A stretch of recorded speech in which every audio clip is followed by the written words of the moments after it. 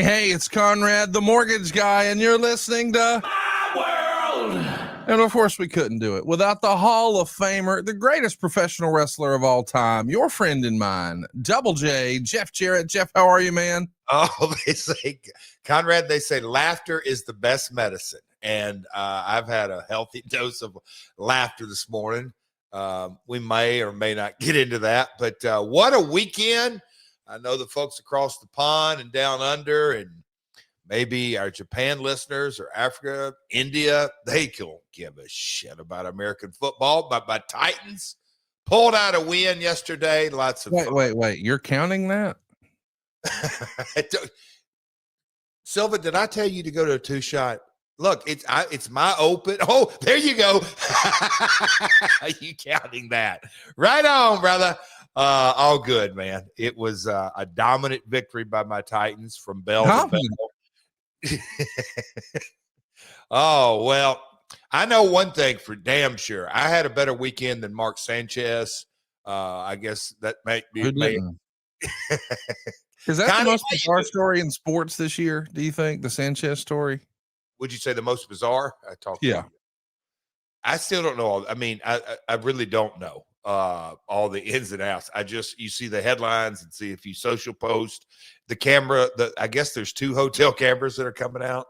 The details are, you probably know more than I do, but Conrad, I've often heard a friend of mine basically say after he hears something, he goes, that's not a real good look. It ain't a good look, pal. I don't know what really happened, but damn. Hypothetically, do you ever find yourself, I mean, I'm not saying this is related at all. Okay. But back in your BS days, Tell everybody what I mean with BS days. For sobriety. Do you ever find yourself zooted and tooted up, I don't know, a half rack of beer deep doing wind sprints in an alley behind a hotel? Did that ever happen in the good old Double J days? You know how much I love cardio. Yeah. And God willing, if I get to the 17th of this month, Connie, that'll be 8 years. But back in the day, let me think. I won't go into great detail. The only thing that I did that kind of resembled cardio, walked out of a nice adult beverage establishment in Germany. And over in Germany, Connie, they may or may not have some stuff that's a little bit stronger than they have here in the States, kind of a multiple lanes. And old Double J just took it upon himself to go, you know what? I'm going to go for a bike ride. So I jumped on a bike and went riding in Germany. And if you've been over there, you go down a couple alleys here and there and here and there. Conrad, you can say that it depends on how you look at it. Half empty, half full. The bike I actually jumped on was either a positive or negative. You didn't think you was going to get this answer from me, did you? Can I see a 2-shot? I want to just see if my audience gives a shit about this. Because I'm dying to know. When you said it's stronger on multiple lanes, I mean, I don't know if this is what you meant, but all I could think was, I know that you had, as a country music song might say, shook old Jim Beam's hand. I got that part. But had you also perhaps been listening to an Eric Clapton song when you decided to get on that bike? No. Okay. And I because that feels like that Eric Clapton song feels like it may inspire, like, you know what, let's get on a bike. No, matter of fact, I shook hands with Road Dogg that night and said, you know what? Hey, and that is not my thing, or was my thing. Conrad, I got on a bike. It went down these alleys and I got kind of turned around, but I knew that wasn't the name of the place I left. But the bike that I jumped on was the owner of the pub's bike. And that could have been a positive or negative. The only thing that was a little bit negative about it is that he had a key ring about this big with about 30, 40, 50 keys. Let's just say when I came up that alley, I had been gone long enough. They were just elated to see me, but the owner was like, oh, dear Lord. So that's the only time I've done cardio in my BS days. I'll just call it after hours. But old Mr. Sanchez was getting his wind sprints in, wasn't he? Listen, I know hypothetically, one of your great close personal friends, Scott Steiner, he once had some traffic issues. You ever have any traffic issues? No. I-75 in Georgia can back up at any and all hours. So, things can happen when there's traffic jams. And they have before. I just think it's interesting that here we are with a big television contract, hypothetically, allegedly jumping into a truck driver's truck. And the truck driver is here to haul off the grease from the hotel bar. And of course, he parks his trucks in alleys and it interferes with someone's midnight wind sprints and they can't pass a breathalyzer. Lord. I mean, I got to tell you, he was hulking up. He was Sanchezing up. I mean, pepper spray didn't get the job done. It took multiple Darby Allin puncture wounds. What a story, man. It's wild. Wait, because I'd heard the wind sprints, but is that confirmed on video footage? 69-year-old truck driver who drove the grease truck. Yeah, I knew the grease truck. He had blocked the alley because he's fucking picking up the grease in the middle of the night. Yeah. And boy, Mr. Sanchez has been having some fun and he needed to sweat it out. That's the only thing I can think of. Holy smokes, man. The story that'll keep unraveling. Wow. I mean, all I could think about was what's he got to unwind now? He just got married in 2023 without even Googling. He was a quarterback at USC and then a quarterback for the Jets. He's probably a good salesman too. Roll Tide. Got to fix that deal. Definitely going to lose his job. Definitely facing criminal charges. Definitely going to get sued civilly for at least 2 commas. Now I got to go to a rehab and going to have to do a PR tour. Boy, there's just, we had the tiger by the tail and now he's got us. Isn't that wild? It is wild. And look, I am not pointing fingers because anybody who points fingers, you're basically got 1 pointing at a person and 3 pointing back at you. So, but I'm not saying he's an alcoholic or addiction, but he zigged when he should have been zagging.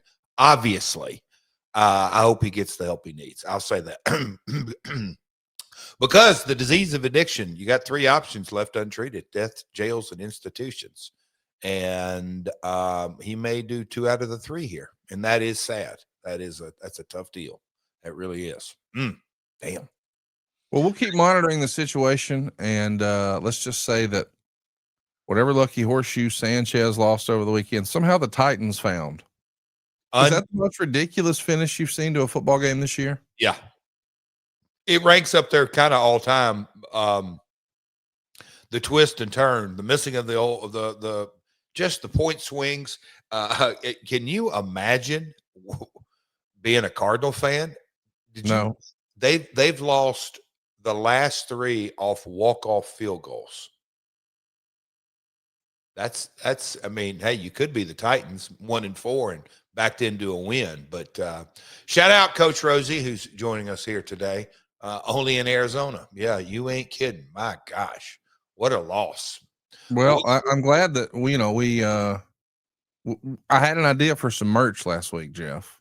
Okay. We're re-engaging our merch opportunities here on the podcast network. And I was thinking, based on what we just heard your franchise quarterback say at a press conference a couple weeks.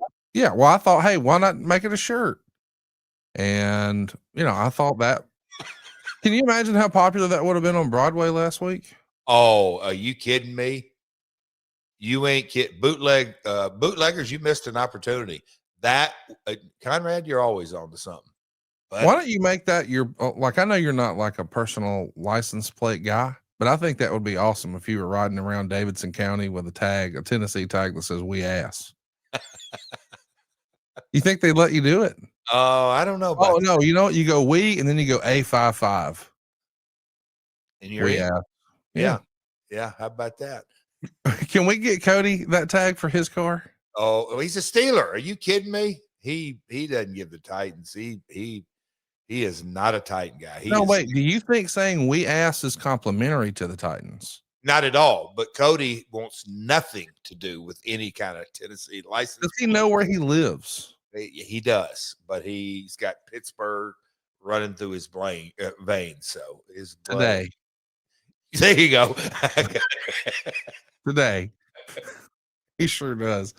By the way, we are going to be talking about wrestling today. I'm pretty excited about today's show, as a matter of fact. We're going to do something that I don't think has ever been done before in wrestling podcast history, Jeff. Are you ready for this? Let's do it. What? We're going to, with Jeff's help. Now, remember now, Jeff's a WWE Hall of Famer.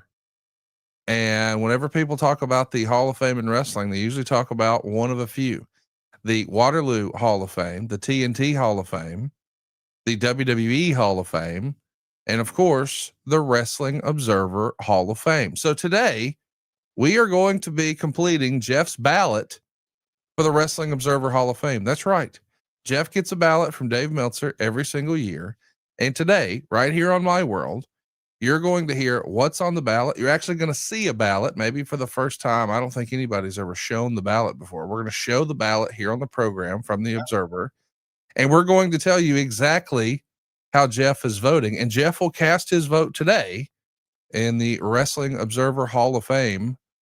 I'm excited for this, Jeff. I don't think this has ever happened before. And look, I got to give a shout out because it just hit the 10-year mark. 10 years ago, Conrad, I was inducted into after I left the organization, but I was inducted to the TNA Hall of Fame. But yeah, I get it. There's multiple Hall of Fames that go around. Yeah, you know, when you guys were talking about this, I'm like, that is talking about kind of inside baseball and peeling the layers of the onion back. And, you know, I am a basketball junkie, and I have seen Larry Bird or Michael Jordan or Magic or just multiple Hall of Fame speeches from players. I'll watch a YouTube short or whatever it may be. Often on, and I love when you kind of get to those and then they'll jump to a podcast or whatever it may be. But yeah, so My World listeners, this is going to be a treat. And I think, look, I'll try to give it's my opinion, obviously, but I think it's pretty cool, Conrad. You've never done it. You've been a podcaster, a preeminent leader in the clubhouse for 10 years. I'm surprised you haven't done this. So I'm honored to be doing it with you today. That may sound corny, but I think our conversation is going to be a first. So that's hard to do.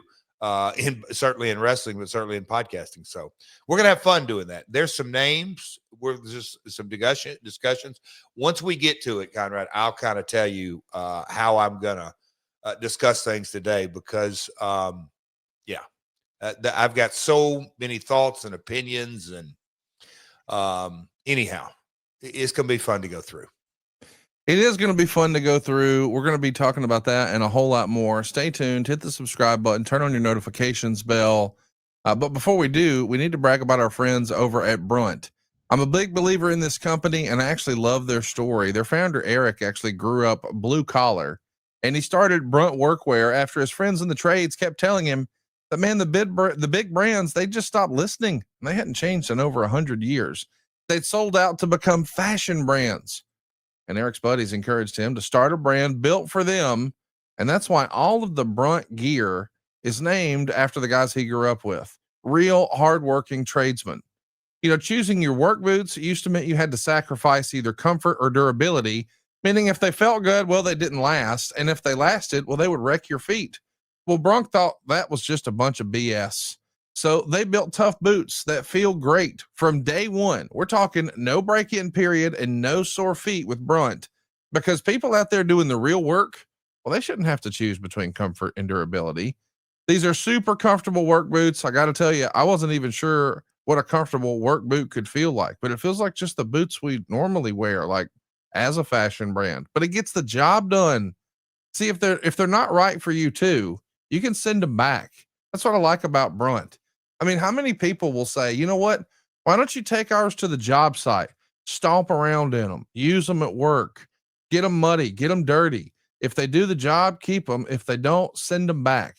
That's what Brunt's doing. They stand behind all of their products. I've never even heard of anybody else doing that. And let me just tell you, Brunt is for you. They come comfortable right out of the box. No long and painful break-in period. They're just comfortable and ready to go. Whether you're looking for waterproof, safety toe, soft toe, pull on, lace up, whatever it is, they can hook you up. Brunt's tired of these workwear brands out there cutting corners. You work too hard to be stuck in uncomfortable boots that don't hold up. So they built something better. Boots that are insanely comfortable and built for any job site. And right now, for a limited time, our listeners can get $10 off at Brunt when you use the code MyWorld at checkout. Just head on over to bruntworkwear.com. That's BRUNT workwear.com and use the code MyWorld and you're good to go. Now, after you order, they're going to want to know how you heard about Brunt. Do us a favor and tell them it was right here on this show. Hey, Jeff, before we talk about the Wrestling Observer Hall of Fame, I want to give a little shout out to One Fall Wrestling, 1FW. I had a terrific time over the weekend. We haven't talked about it a lot here on the program, but I've actually started doing some color commentary. And Lord bless me, I'm not very good at it, but I started doing some color commentary with these fellows, and it's QT Marshall's outfit out of Atlanta. They're all over Georgia. I wanted to highlight and shout out some folks that need to be on your radar if you're not familiar with them. Angelica Risk on the left, man, Jeff, I don't know if you've seen her work. You're going to love her. She's terrific. Elijah Drago on the right, man, what $1 million look he has. I just saw him wrestle Adam Priest over the weekend. He was phenomenal. And I got to tell you, I have a newfound appreciation for QT Marshall. I knew that he was a brilliant wrestling mind behind the scenes in AEW. We've become friends and chopped it up. But I can admit, I've only seen QT wrestle live and in person a handful of times.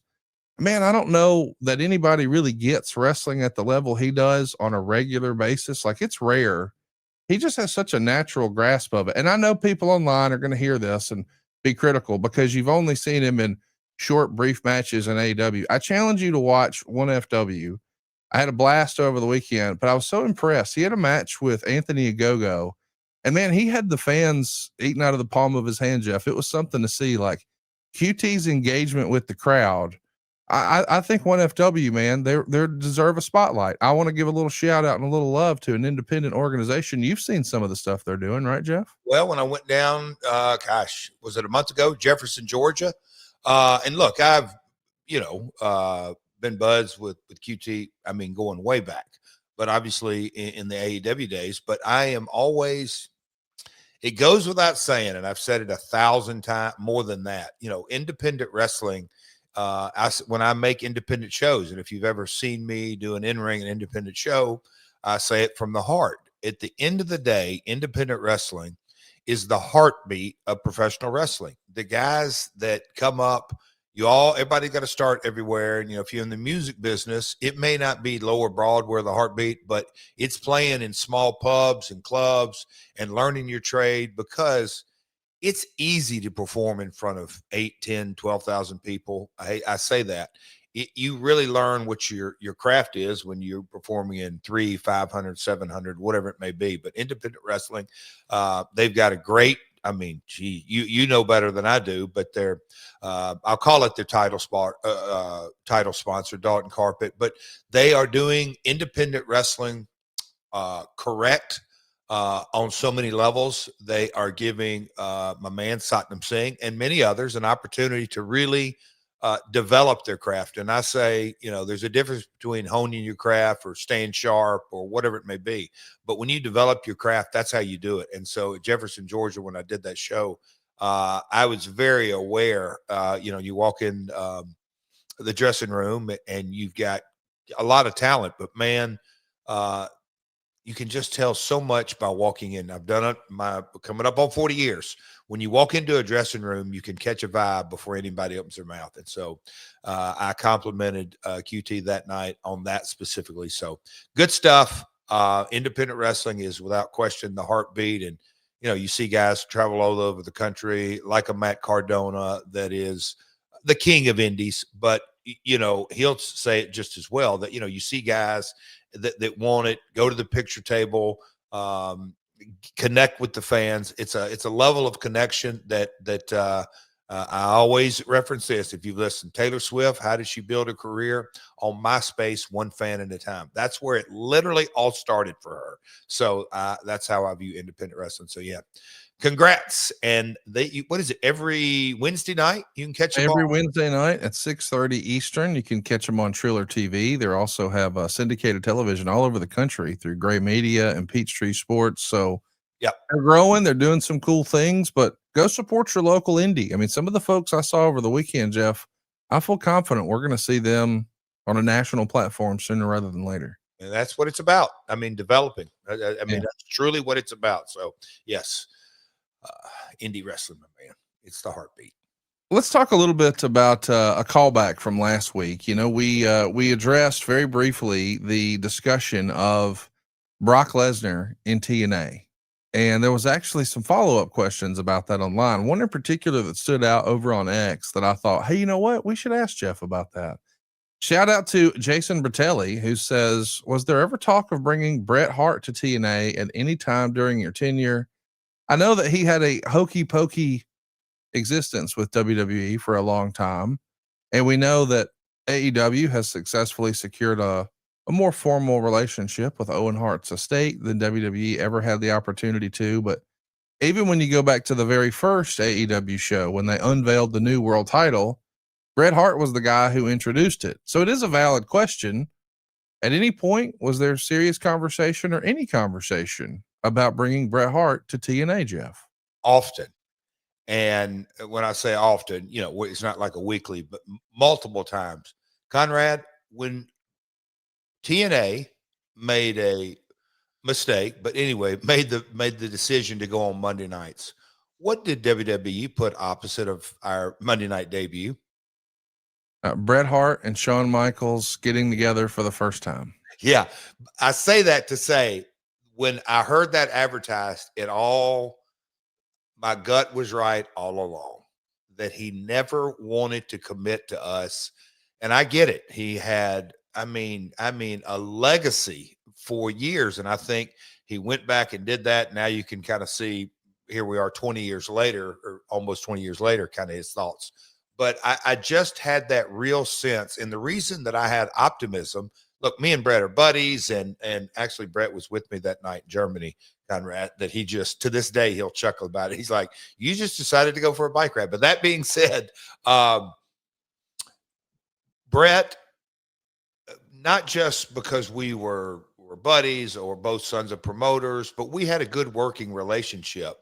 And kind of what he's done, look, Bret, nobody expects you to wrestle. How can we get you involved? So those conversations kept ebbing and flowing. Because I knew there would be an ambassador role in there. And when you think about, I'll say this, the Total Nonstop Action wrestling, the real in-ring product, Bret could really endorse or knight or give the rub to multiple folks, namely in my mind, AJ Styles. Like, how can I get Bret to get involved with the product and really first understand who AJ is, and then really give him the rub, and maybe Bret would come up or we'd collaborate on whatever it may be. And the reason I had, I guess you could say, even more confidence was he did those Australian tours that I was on. And he flew over to Australia and would come out and do promos and all that. So Bret wasn't, he certainly wasn't opposed to working outside of WWE at all. But every time we would kind of get serious or close, for one reason or another, it was, and I wasn't the only one. Scott D'Amore, Jeremy Borash, others had relationships with him and all that. But I think it would ultimately come down to him making a decision. Am I going to go work for Jeff? And I think at the very end of the day, he always had hope and optimism. I'm going to go back to WWE and everything's going to be all right. I just think that was in his brain, and we never would commit. And obviously he went back and all the different things that happened back then. But yes, there was multiple conversations with Bret through the years. Was there ever a discussion when you're talking to Bret about him getting back in the ring? Because we know he did, as silly as it was, wrestle a few matches with WWE. I'm not disparaging what Bret did. I know he had fun, but I'm saying It wasn't the same Bret. He was in jean shorts and a hockey jersey. Yeah. So they were positioned as one-off. I'm trying to sensitively say here that it wasn't like it was a full-time active roster run. It was a cameo type appearance. Was that ever discussed? No, that we specifically discussed, Bret, you can kind of let me know what you do or don't want to do. What my goal is, and he'd say, "What are you thinking?" And I said, "Bret, you know your image, if you will, is the excellence of execution. The best there is, best there was, just all of that. And so we're not going to duplicate that here. But what you can do is bring your aura and bring in a promo and bring in a rub." And I said, whether we get into a storyline or not, that's up to you. I would kind of try to toss back to you and say, "Hey, man, what do you want to do?" And he was never on his, "Yeah, I want to wrestle," or "Yeah, I want to do this," or "Yeah, I want to do that," as far as in ring. Because I think he got there, and look, who knows? I'm sure he will do a, I don't know what pushed him over the line to agree to those performances. But obviously, Vince and company said, "All right, if we're going to do this, we want a payoff. We want to get you in a match." That's natural promotion. That's natural leverage that the promotion had. "Hey, Bret, you want this? Here's what we want out of it." And Bret essentially had to agree to it, or nothing was going to come out of it.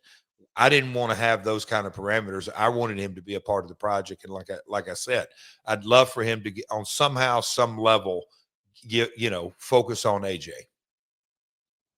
So we know that January 4th, 2010 is when we would see Bret get face to face with Shawn on Monday Night Raw. That's also when you're trying your first run at doing Live Monday for TNA, and that's where we see Hulk Hogan's debut. Was there an idea that if you got Bret, you wouldn't do Hogan, or you would have them both? Or what was the how would Bret, and how would you have used, if you did land Bret and Hogan, how would that have worked in TNA? TBD. But Bret, I mean, look, going back to the Brock, and I've gotten, man, Conrad, the last couple of weeks, it is the Mark James interview I got all kinds of feedback on that. This Brock topic, there's been some chuckles that, yeah, I mean, yes, we had conversations with Brock. But when you really drill down to the budget, and we had, like I stated, we had internally folks pulling for him. I'm like, "Hey, man, the budget ain't there." Well, it'd been the same thing with Bret. Now, my conversations with Bret were way prior. They started probably, I don't know if they started during the Asylum days, maybe a casual, but once we got on Spike 06, that's when there were kind of multiple conversations. By the time Hogan came around, I can say that we had probably struck out enough that Bret ain't going to do it. So I'm not sure they were overlapping at any point in discussions. I just think it's interesting that it's that particular day when you're going to roll out Hulk Hogan and Ric Flair head to head versus Monday Night Raw on your TNA show. So you're going to debut Hogan and Flair, and on the other channel, they're going to counter program you with, we're going to see Bret and Shawn go face to face for the first time in forever. I mean, it was serious counter programming. It was really fun as a wrestling fan. Imagine that counter programming. I just love the idea though of what would that have looked like? Because especially the timeline you're talking about, Kurt Angle was an absolute wrestling machine in that era. Well, you ain't kidding.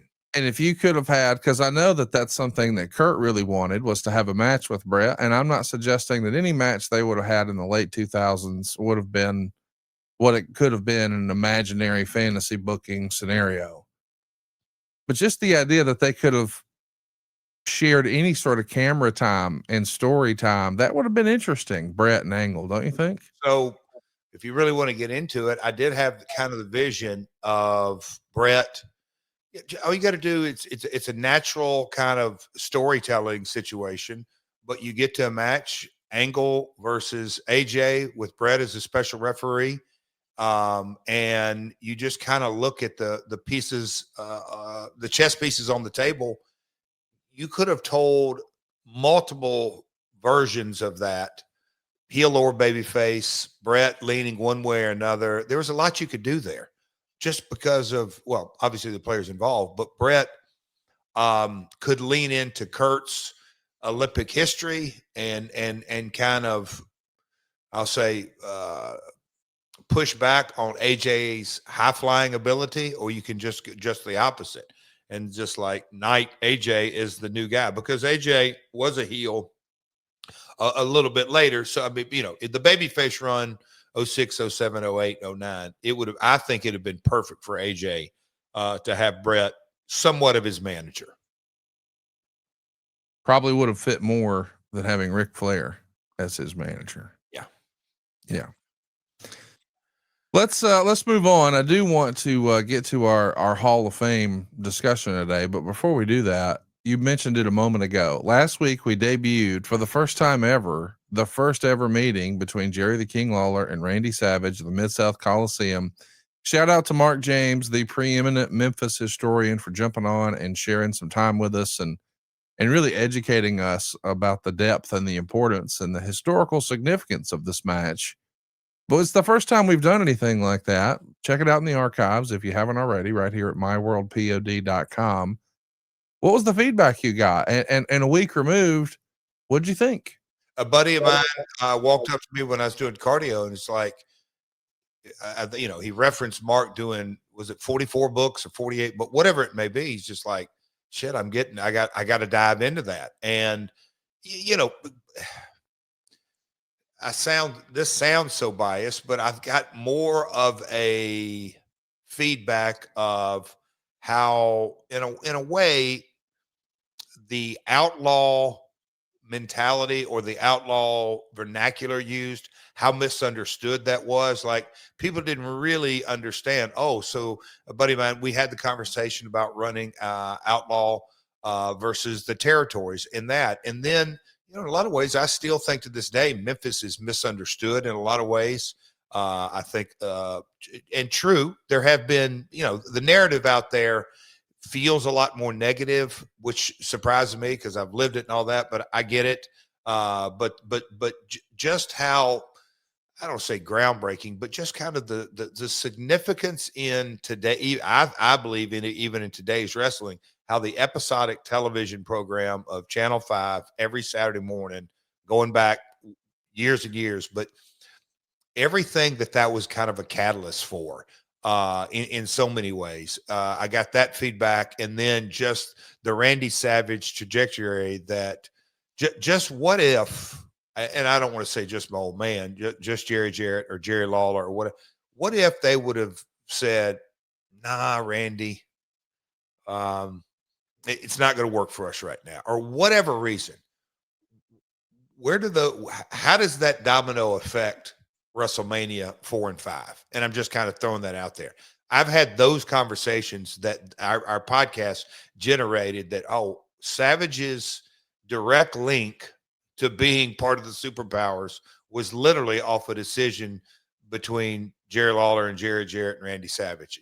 It was the significance of it. So, man, me and Mark text back and forth. I thanked him. He thanked me. He thanked us. But it was really cool, Conrad. I feel that, you know, that episode last week is one of the ones that, you know, you ask, hey, Jeff, you do a podcast? Yeah. What do you talk about? Well, let me give you an example of what we did. And that, like, oh, wow. Okay. That's cool. It is cool. Check it out right now at myworldpod.com, available in the archives. And you know something else that's cool, Jeff, and I know you'll agree with me, Tushy. I'm a big fan of this product. You know, I'm in a new office here in Huntsville. We've recently moved into a new facility, and the first thing I did is I went to the bathrooms and I said, yeah, we got to get some Tushies in here. I really believe in this product, and I know you will too. I mean, here's the reality. A-hole is only a dirty word if you wipe. Yeah. Tushy is the everyday luxury bidet that instantly transforms your bathroom habits and your bottom health for life. 99% of people who wash with Tushy Wave feel cleaner and fresher after going to the bathroom. Think about that. You feel cleaner and fresher after you go to the bathroom? Yeah. Tushy Wave instantly modernizes your daily routine and bathroom with a super sleek seat plus 2 separate front and rear nozzles for the most complete clean. That's right. Front for the ladies, rear for the fellas. and the ladies too. It's also got a soft close lid. It's slam proof for a gentle, luxurious finish. And how about every Tushy bidet easily attaches to your existing toilet? That means you don't have to worry about additional plumbing. I want to repeat that. No additional plumbing required. But this is a really, really cool deal. I mean, instead of wiping endlessly with toilet paper, Tushy provides 99% removal of bacteria, and it only has one natural ingredient, fresh water. Ta-da! Installation is simple. It only takes like 10 minutes, but you get 2-in-1 benefits with Tushy. By the way, you can also make it easy. Let me just run you through the process here. You sit down, you cleanse, and then you dry. Yeah, you heard me. There's a built-in dryer. You can really almost go hands-free in the bathroom now. People who make the switch to Tushy use up to 80% less TP. There's no more clogged toilets, no more wasting money on something that does an inferior job cleaning your body. I mean, process this. Would you go outside and say, honey, I'm going to wash the car? Okay, what are you going to do? Just going to run some dry paper towels all over it. Well, that's not going to clean it. You wouldn't wash your car that way. Why are you washing anything else that way? Every Hello Tushy bidet comes with a 30-day hassle-free return and a 12-month warranty. Remember, a-hole is only a dirty word if you wipe. For a limited time, our listeners can get 10% off their first order when you use the code MyWorld at checkout. You'll get 10% off your first bidet order at hellotushy.com with the promo code MyWorld. That's hellotushy.com, and the promo code is MyWorld. A-hole is only a dirty word if you wipe. Yeah. What a slogan. Isn't that great? It is. Also great is John Hickson. He's been a top guy with us over at adfreeshows.com since almost April Fool's Day 2020. So celebrating 5.5 years. Want to give a little shout out to Ryan Connolly too. He joined us in April of 2020 as well. And what about a new member, Adam, signing up on 9/11? We appreciate you and all of your support at adfreeshows.com. Jeff, you got a little bit of a peek at the schedule for Top Guy Weekend. Are fans in for a treat in St. Louis at Top Guy Weekend? What do you think? I cannot wait. It will be a wrestle dream, pardon the pun, in so many ways, Connie. Shout out, what was that? Adam, John, all those and guys. Ryan. And Ryan, yeah. But Conrad, when are you gonna? Because I almost screwed up earlier and talked about that. Don't say anything yet. Don't say anything yet. I think Silva, damn it, you need to give me a heads up. Hey, Jeff, don't talk about it on the pod yet. Anyway, folks, just wait. You're gonna be very, very, very, very, very happy. It's going to be a lot of fun, and we're going to be having some fun in Hendersonville later in the month. We'll talk about that next week. But right now, it's time, Jeff. It's time for us to talk about the Wrestling Observer Hall of Fame. A couple of weeks ago, Dave Meltzer sent out the ballots for the 2025 class of the Wrestling Observer Newsletter Hall of Fame. That gives the voters about 2 months to do research on their own and sort of put their personal picks together. I think these ballots are due about a month from now, Jeff, on November 8th. But you've been getting a ballot for how long now? How many years in a row do you think? 20 years, 30 years, more? No, I'd say at least 10, maybe 15. Yeah. You know what? I may be off on that. Maybe a little bit longer, but let's go 10 to 15. Now, listen, I know that there's a lot of you who are listening to this right now, and you may say, oh, well, the Wrestling Observer Hall of Fame is not a real Hall of Fame. I don't like Dave Meltzer. Okay, I get you. But this is not a WWE Hall of Fame. What is the selection process, as far as you know, Jeff, for the WWE Hall of Fame?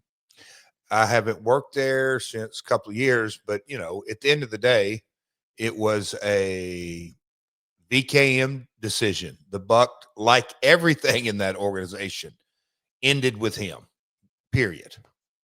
I would assume that. Say it like an 8th grader. What's the 8th grader now? No, just, I mean, like. Yeah, no, it is whoever Vince wanted to go in, went in. Whoever Vince didn't want to go in, didn't go in. I'm not. That is what it is, because it's called the WWE Hall of Fame. That's that is the reality. Just like TNA when Dixie owned it, it was at the end of the day, it was her sole decision. Look, everybody takes feedback and advice and suggestions and all of that, but that's how it's done. There wasn't a quote unquote voting process. Show us with your hands how many people were on the committee for the WWE Hall of Fame, and in the TNA Hall of Fame, how many people were on the committee? Look, and this is only my perception of it. Either company, one. That is not the way the Wrestling Observer Hall of Fame works. You know, you've got a great cross section of voters. You've got a large number of writers and reporters. I should acknowledge I've gotten a ballot for like 8 years. Historians receive it, and current and former pro wrestling personnel. So old bookers, old promoters, old wrestlers, people who were in the business, people who are in the business. So it's unlike the WWE or the TNA or any promotions Hall of Fame, because this is worth mentioning too. There's not an event. So it's not like a ticketed event that we're going to be selling tickets to. It's not going to be a television show that's broadcast. And there is, if you're curious, no physical Hall of Fame. It's not like you can walk into the Wrestling Observer Hall of Fame. And I know some traditional sports people say, well, there's not really a WWE Hall of Fame because you can't go to it like you can for baseball or football. Where do you land on that discussion, Jeff? What's that now? I say it again. Because there's no physical WWE Hall of Fame, it's not a real Hall of Fame. Like you can go to the baseball Hall of Fame, you can go to the football Hall of Fame, but you can't go to the WWE Hall of Fame. I think I think at the end of the day, whether it's public or private in the wrestling industry, and look, this is my only mentality or viewpoint that, a Hall of Fame, my understanding, Canton football, Cooperstown baseball, look, it's somebody has to write that check. And I don't think either one of them are wildly profitable. So it comes from an overall league. I think in due time, there may be a physical Hall of Fame, but I just, that's because it's an industry. It's the Grammys, the Tonys, all these different awards that come out in the acting world. That's just how it goes. It doesn't change my opinion whatsoever. And with that being said, look, when Vince or Hunter or Dixie or whoever in these positions make the decision, I'm not taking a dig at it. I'm telling you the facts at it. That's how it's decided. So when you have a guy like Vince, as successful as he's been, and look, we all know the current situation and the ups and the downs and everything, but his success over not 1 or 2 years, long term, it's really hard to argue. He's the single most successful promoter in history. So he's gotten a lot of things right. So his decisions, okay. It is what it is. But as far as the physical Hall of Fame, I don't get too wrapped around on that. I think it'll be very cool because, at Mania and they do those kind of things. And I'm hoping AEW, we've touched on it, but again, hadn't been around long enough. But when you kind of see those access, that year that I went in and they said, hey, man, can you bring a hat and old tights and boots and kind of make an exhibit out of it? I think there's a lot of monetization in it, candid. And I've thought that a long time. Done right, keep the overhead low. I think there's a monetization to be done in a physical Hall of Fame. Well, we're going to be talking about the Wrestling Observer Hall of Fame today, and we should give you sort of the basics, if you will. First, in order to be eligible, someone must have either had 15 years of major league experience or be at least 35 years old with at least 10 years of major league experience. So that's important. And how we define major league is, I guess, up to you, but those are the two basic criteria: 15 years of major league experience or 35 with at least 10 years of major league experience.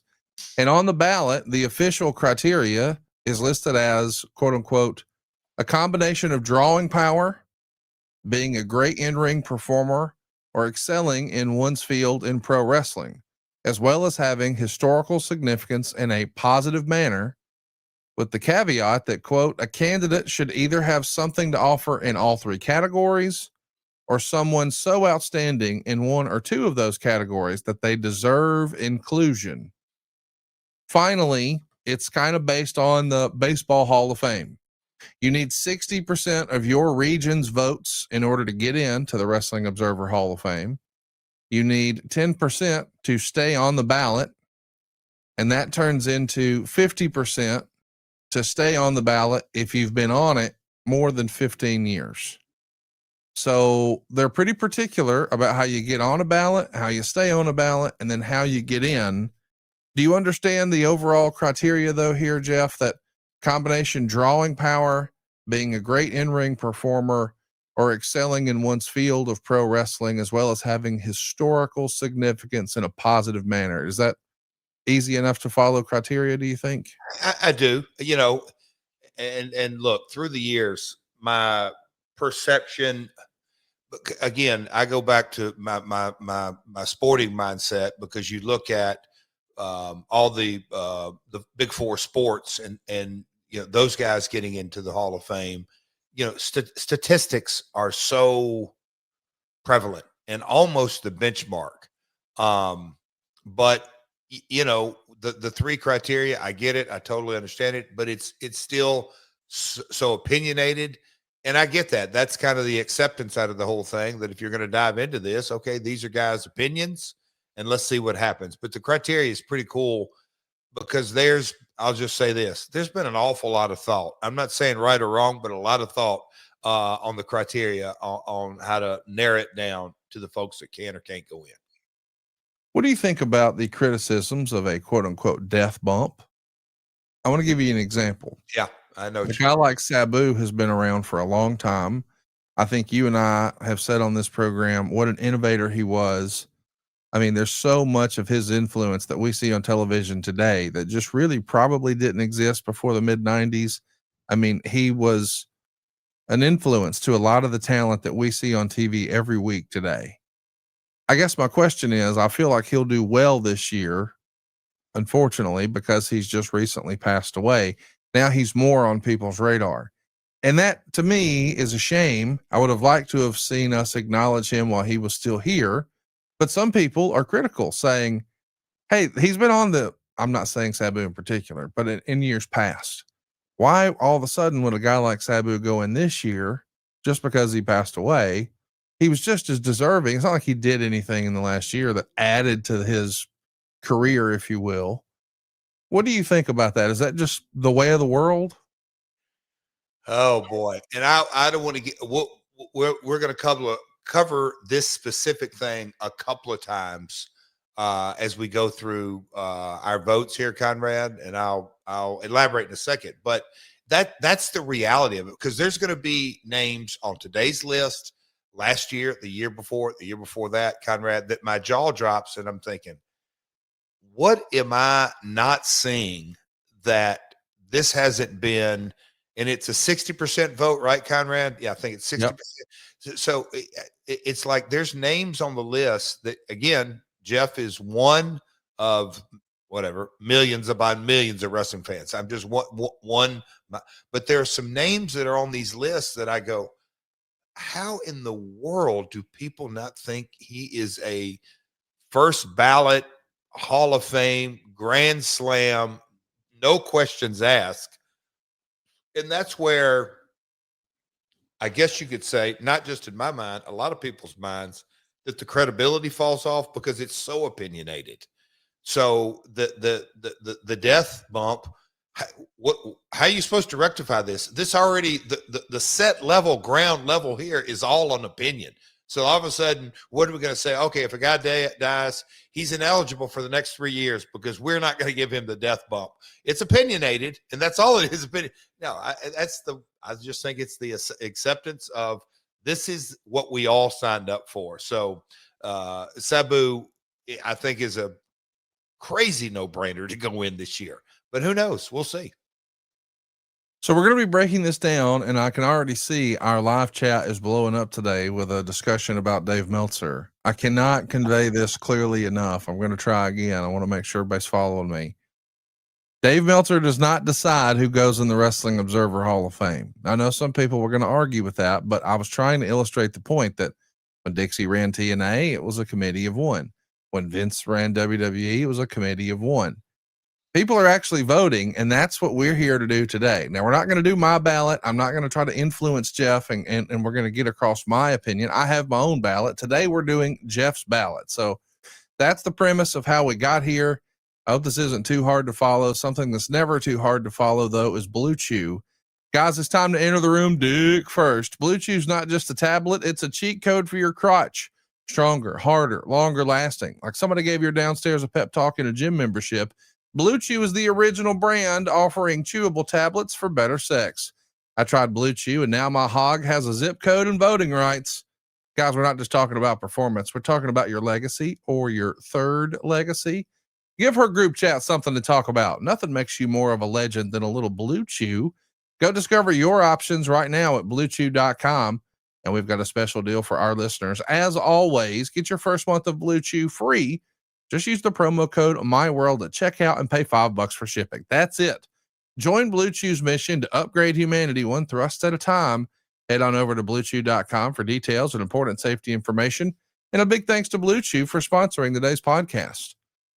So, Jeff, let's just run through last year's class. I want to tell you who went in last year just as a frame of reference. Now, they started doing this back in 1996, and that was a mega class.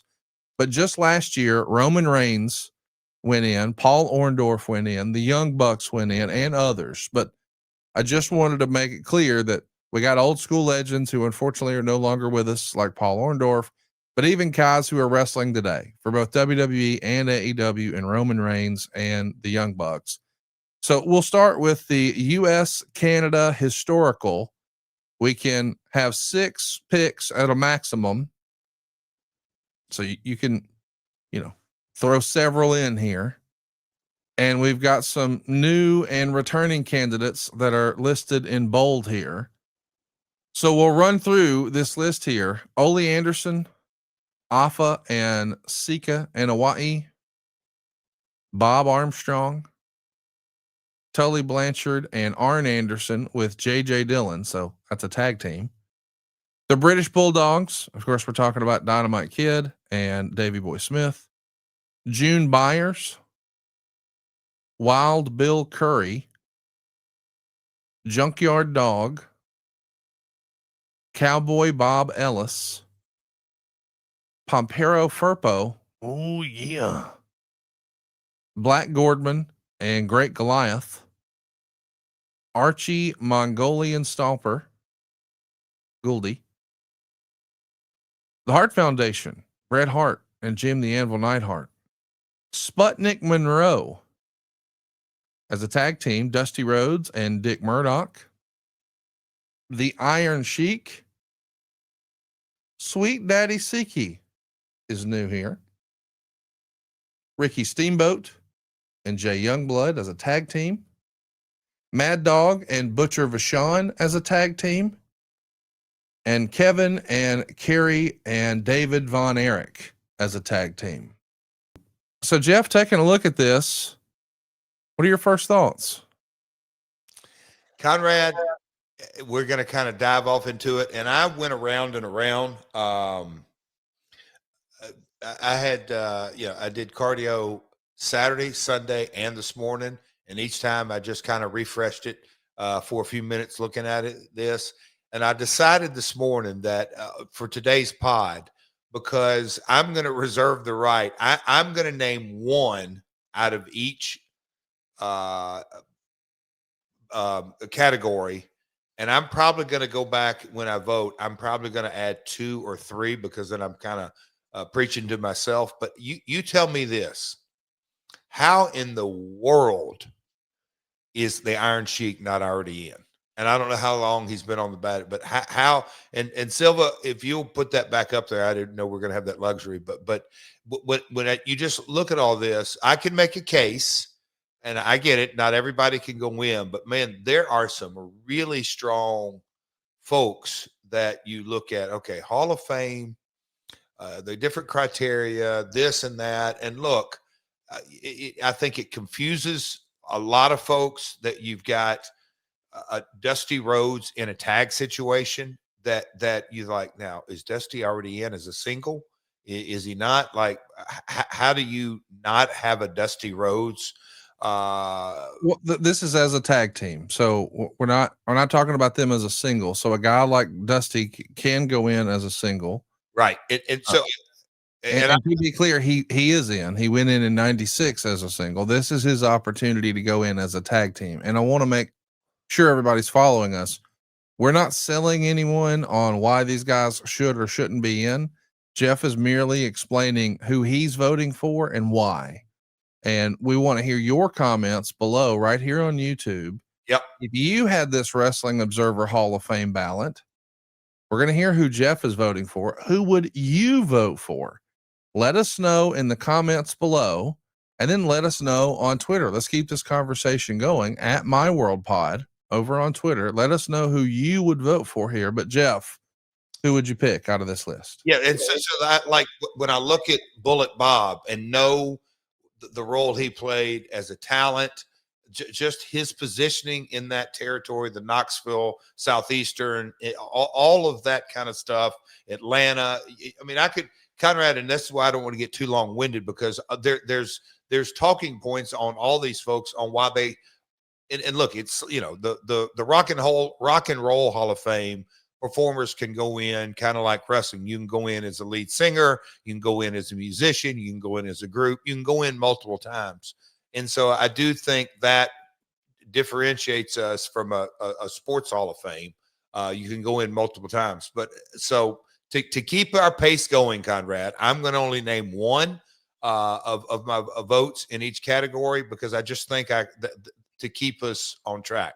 But I'm going to go back to, I think the bridge between the territories to national wrestling, from professional wrestling to sports entertainment, his story in this industry is legendary. He's main evented WrestleManias. He's just a very, very vital, when you look at the old man, and I say the old man, Vince's father, Vince Sr., his decision, you know, back in the day, and then Vince got the company, and how are they going to do the bridge? And he beat Backlund, and then Hogan, just the transition champion, but how vital it was. But then he was, I mean, there's so many reasons, but it shocks me to this day. So that's why I'm going Iron Sheik out of this slide. I just think he represents in so many different ways his story, his true life story, coming over here, his background as a bodyguard, and man, oh man, it kind of, but then I have to dial it back and understand the audience may not look at it the way I look at it, and that's all right. But the voting audience, but yeah, on that slide, without question, again, I'll be shocked like I am every year. I'll be shocked if Sheik doesn't go in this year. So there we go. We've got the Iron Sheik being cast on Jeff Jarrett's ballot today. I got to admit, I'm kind of surprised that you didn't go with Sputnik Monroe. Given his rich history and his historical significance for Memphis, I just thought from a cultural impact and his Memphis roots, I would have guessed, if I were a betting man, that you would have picked Sputnik Monroe. But Iron Sheik is going on Double J's ballot. We want to hear from you. Again, check us out on YouTube. We appreciate you listening for audio, but having the photos to reference with these people and just seeing the graphs and the charts that Silva has built here really makes it easier to understand exactly what we're doing. So you owe it to yourself to go check it out at myworldpod.com. And later today, the Iron Sheik is getting a vote from Double J in the Wrestling Observer Hall of Fame. Let's take a look at more modern. So now we've got the modern North America. This is US and Canada.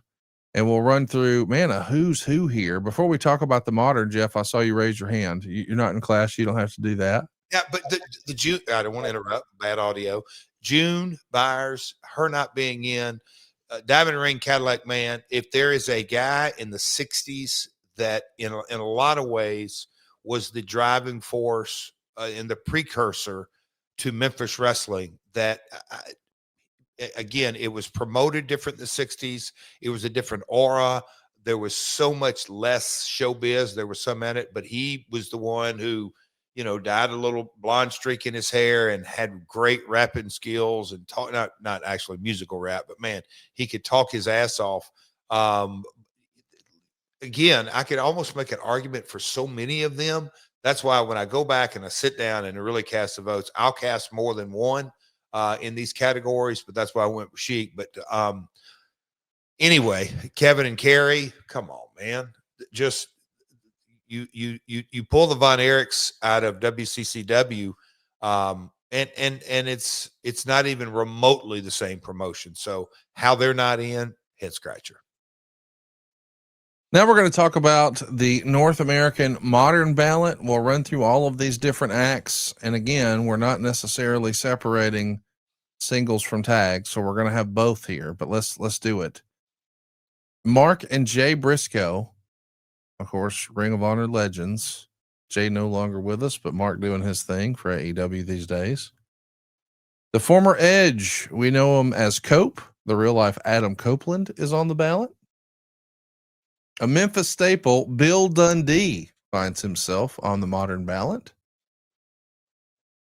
You'll also see FTR there. We knew them as the Revival in WWE. These days, we know him as Dax Harwood and Cash Wheeler. Bill Goldberg is on the Modern Ballot. He just recently wrapped up his WWE career. Samoa Joe. You've seen him in Ring of Honor, in WWE, in TNA. And now in AEW, he is on the ballot. Matt and Jeff Hardy, two people that Jeff is very familiar with. They've done it all, and now they're on the Wrestling Observer Modern Ballot. Becky Lynch is the man in WWE, and she finds herself on the Modern Ballot this year for the Wrestling Observer Hall of Fame, as does Drew McIntyre, Mercedes Moné, John Moxley, Scott Hall and Kevin Nash, Randy Orton, CM Punk, Cody Rhodes, Seth Rollins, Sabu, Trish Stratus, and the Steiner brothers, Rick and Scott. So we've got a handful of tag teams here. Mark and Jay are together as the Briscoes. FTR are together. Scott Hall and Kevin Nash are the Outsiders together. The Hardy Boys together. And the Steiner brothers together. Boy, this is tough. You take a look and you think there's an argument for each and every one of these guys. And to be clear, whoever gets 60% or greater of the vote, they're in with a maximum of 6. If you get below 10%, you're off the ballot. And if you hang around forever with just 50%, might not be here for the long haul. That's how the Observer Hall of Fame works. Jeff, you've narrowed it down and saying you're going to vote for one.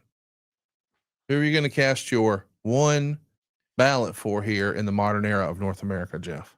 And look, again, I don't, it's very obviously I don't write the rules. And in my mind, a Hall of Fame almost kind of like denotes that you're no longer full-time, maybe one-offs because it's entertainment / like the music business, but full-time performers, their legacy continues to grow. If you get over in the Baseball Hall of Fame, as much as Pete Rose did on the field, off the field, got him out of it. So, when you look at A. Briscoe, Cope, FTR, Mercedes, Drew, Becky, Hardy's, Joe, Mox, Orton, Punk, Cody, and Seth, I view those all as full-time guys. And so I just think it like their legacies, for the most part, they haven't stepped out of the ring full-time. So I think they're all, if I'm calling a match color commentary, Conrad, I would, one of my descriptors from all that group I just said, I would say, and future Hall of Famer John Moxley and future Hall of Famer Randy Orton. I think as it stands today, they're Hall of Famers if they continue on the trajectory they're on. So I just kind of waffle back and forth on that. You probably didn't know you're going to get this out of me today. I'm not trying to overcomplicate it, but the two on the page that jumped, that really like it is so significant, both in front of the camera and behind the camera. And look, Barry Bloom is a huge part of the Outsiders' success. But Kevin Nash and Scott Hall, when they made the jump, I'm not real sure the industry, from multiple perspectives, and you can, you can give a lot of folks credit. Eric Bischoff was willing to wait in a hotel and get out the checkbook and sign Scott and Kevin.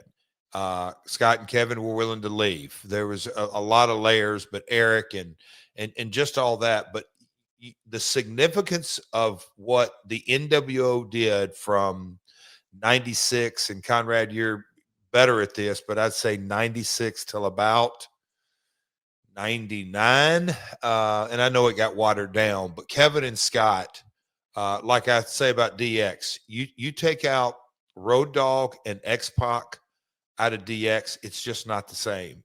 You take out Kevin and Scott out of the NWO, Hulk and others, but I just think Kevin and Scott are so integral to, the biggest faction. They still sell millions of dollars worth of t-shirts. I just think Kevin and Scott are a slam dunk, not because they were good buddies, not because rode up and down the roads with them a lot and worked and all that kind of stuff, just their significance. How the F are they not already in there, Connie? I'm asking on that one. How are they not already in there? When you really take a step back and look, modern performers, if that is a category, come on, man. So it's a no-brainer to you. You're going with the Outsiders. Bingo. I think I don't know that there's much of an argument for that. I would agree with you. I mean, they're just guaranteed money. Look, they didn't divide. They didn't. That wasn't a new concept to industry, to the business. The thoughts, all that, but to have the leverage to say, no, Eric, via Barry Bloom, we're not jumping unless we have guaranteed money. We're over. That's, that monumental, guys. It's master. Inside the ring, when Scott showed up on Nitro, and Scott's best working days were probably 90 to 95 at the end of the day, because when he got to WCW, just it wasn't the same, his in-ring work. Kevin, more or less the same, but these different categories, but their significance is it's hard to imagine what the NWO would look like without those guys. Let's talk about Sabu for a minute. Yeah.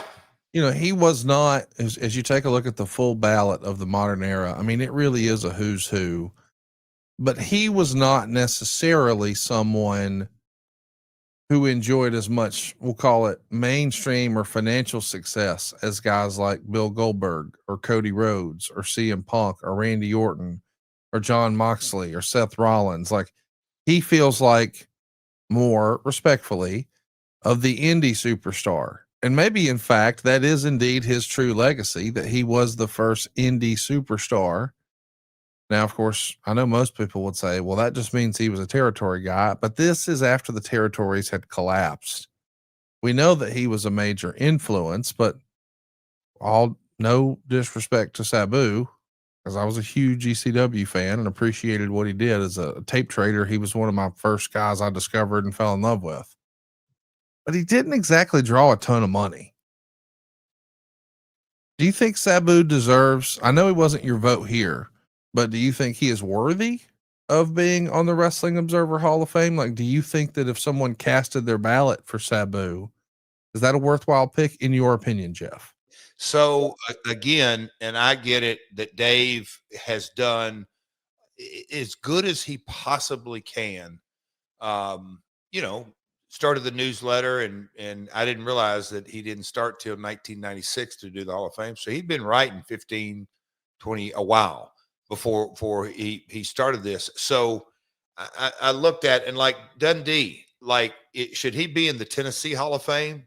I think I've said it multiple times. I mean, take Dundee out of Lawler's career. Oh boy. And Dundee was an assistant booker and then a booker. He's by far a first ballot Hall of Fame. But are we talking regional? Are we talking national? It's like, and Bill did bounce around Kansas City, Florida, Watts, Booker, super successful, all that. So that's where it's like the NBA, the NFL, you get to the major leagues, and okay, then you can kind of look at stats.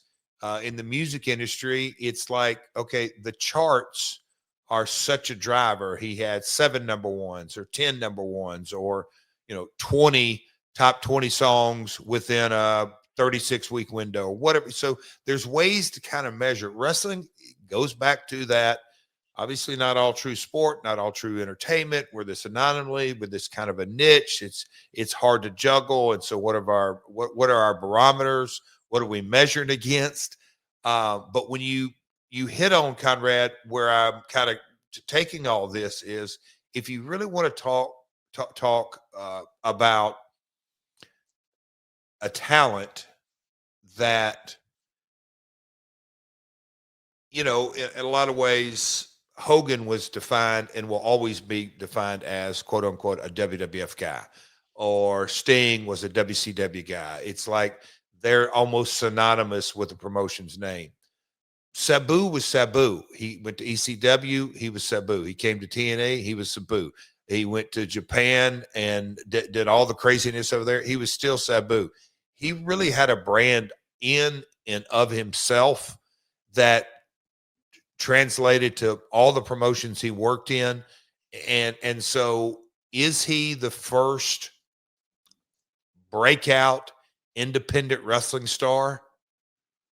Conrad, I would almost have to lean down that and say, if he's not the first, he's right up there. And so his innovation in offense that's in the ring.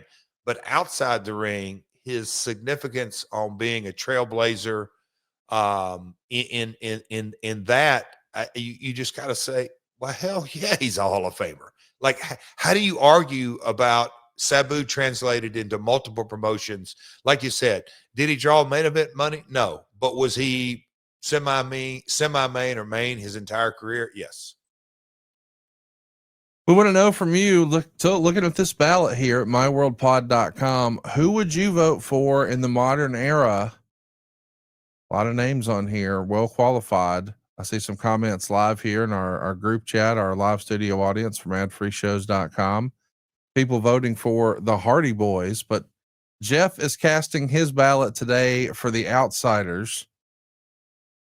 Man, I don't know, man. I'm just filled with nostalgia looking at this. It makes me think of our friends over at Magic Spoon. Did you know that every serving of Magic Spoon has 13 grams of protein, 0 grams of sugar, and only 4 grams of net carbs? Yeah, it tastes just like your favorite cereals growing up, all your favorite nostalgic flavors like fruity, cocoa, and frosted, but not without all the sugar. Yeah, all the sugar's gone. And here comes all of the protein.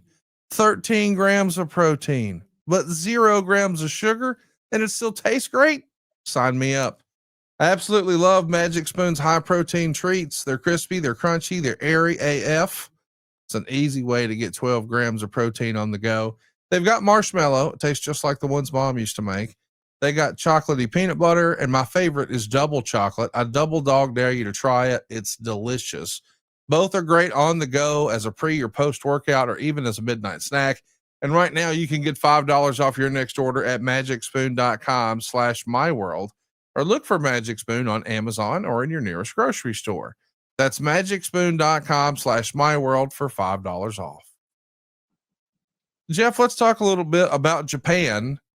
And Lord, you'll have to forgive me. I'll admit right up front. Here we go. This is not my strong suit, and I'm a hillbilly from Alabama. So Jeff has offered and volunteered to read these names because he knows that I would struggle. I'm just kidding. Let's go with it. We've got Kojima and Tenzan on the ballot. We've got Fujiwara on the ballot. An old school favorite. Hayabusa is on the Wrestling Observer Hall of Fame ballot. Mochizuki. Sorry. Did my best on that one. Antonio Inoki and Sakaguchi are on the list. Zack Sabre Jr. Satomura. Did my best. Sorry about that. Io Sky. Tiger Jeet Singh. Takayama. How about that? Toyota and Yamada as a tag team. If you've never taken a look at Toyota's matches, highly recommend them.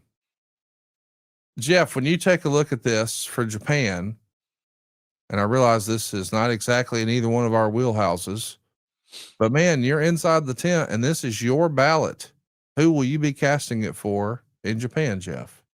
And again, I'll go into, I always feel comfortable talking about, even as much time as I spent in Mexico, I still like to defer to the people that are ingrained in the culture. And so the U.S. culture, obviously born and raised, not only, did my father and all kind of his peers, I heard firsthand accounts and stories and like the really behind the scenes of the behind the scenes, like really what made, the straw that really stirred the drink, like what really went down. And when I look at this ballot, Fujiwara, legendary, Kojima and Tenzin, like highly, and again, I'm not a stat guy in Japan, certainly, but the statistics of those two. Tiger Jeet was really jumping off the page at me because if you know at how, Abdullah, Brody, there are others, but Tiger Jeet kind of took things on a whole nother level as a foreigner that drew. But I just kind of circle back to, from a historical perspective, when the story of Baba and Inoki splitting, they start their own promotions and all that, but Sakaguchi being his guy and where he later, went on as far as his office job, it is kind of a head scratcher. And I don't know how long they've been on the ballot, but Inoki and Sakaguchi, they are a slam dunk. And again, and I will watch it this year closer, than I ever have. I'm going to be very surprised. But again, if I'm not, and again, I've been around 40 years and I'm not completely dialed into this culture. So I think the audience, the voting audience, the voters, you just kind of get more and more skewed. So to get 60%, I understand it may be a challenge, but I'm going to go Inoki Sakaguchi. To be clear, Inoki already in as a single. This Sure. is his foray as a tag. Yeah. That's who Jeff is voting for. We want to hear from you right here on YouTube. Who would you vote for this Japanese part of the ballot? Let's take a look at Mexico next. We've got Angel Blanco and Dr. Wagner. We've got Sangre Chicana. Sorry. We've got El Dandy, Doral Dixon, Gran Hamada, Los Infernales, El Hijo de Santo and Octagon as a tag team, La Parca, the AAA version, Masquerita Sagrada, and Volador Jr. Boy, this is a tough call here, Jeff. 3 can go in. You're only going to cast a ballot for 1. We want to hear from you in the comments below before Jeff gives his answer. Who would you vote for? And who do you think Jeff's going to vote for? Without further ado, Jeff, when you take a look at this ballot in Mexico, who jumps off the page? I think 9 out of 10 people would say, if you put this in front of them and say, all right, who do you think Jeff voted for? I think 9 out of 10 people would say La Parca. And the way I look at La Parca is that from a promoter's point of view,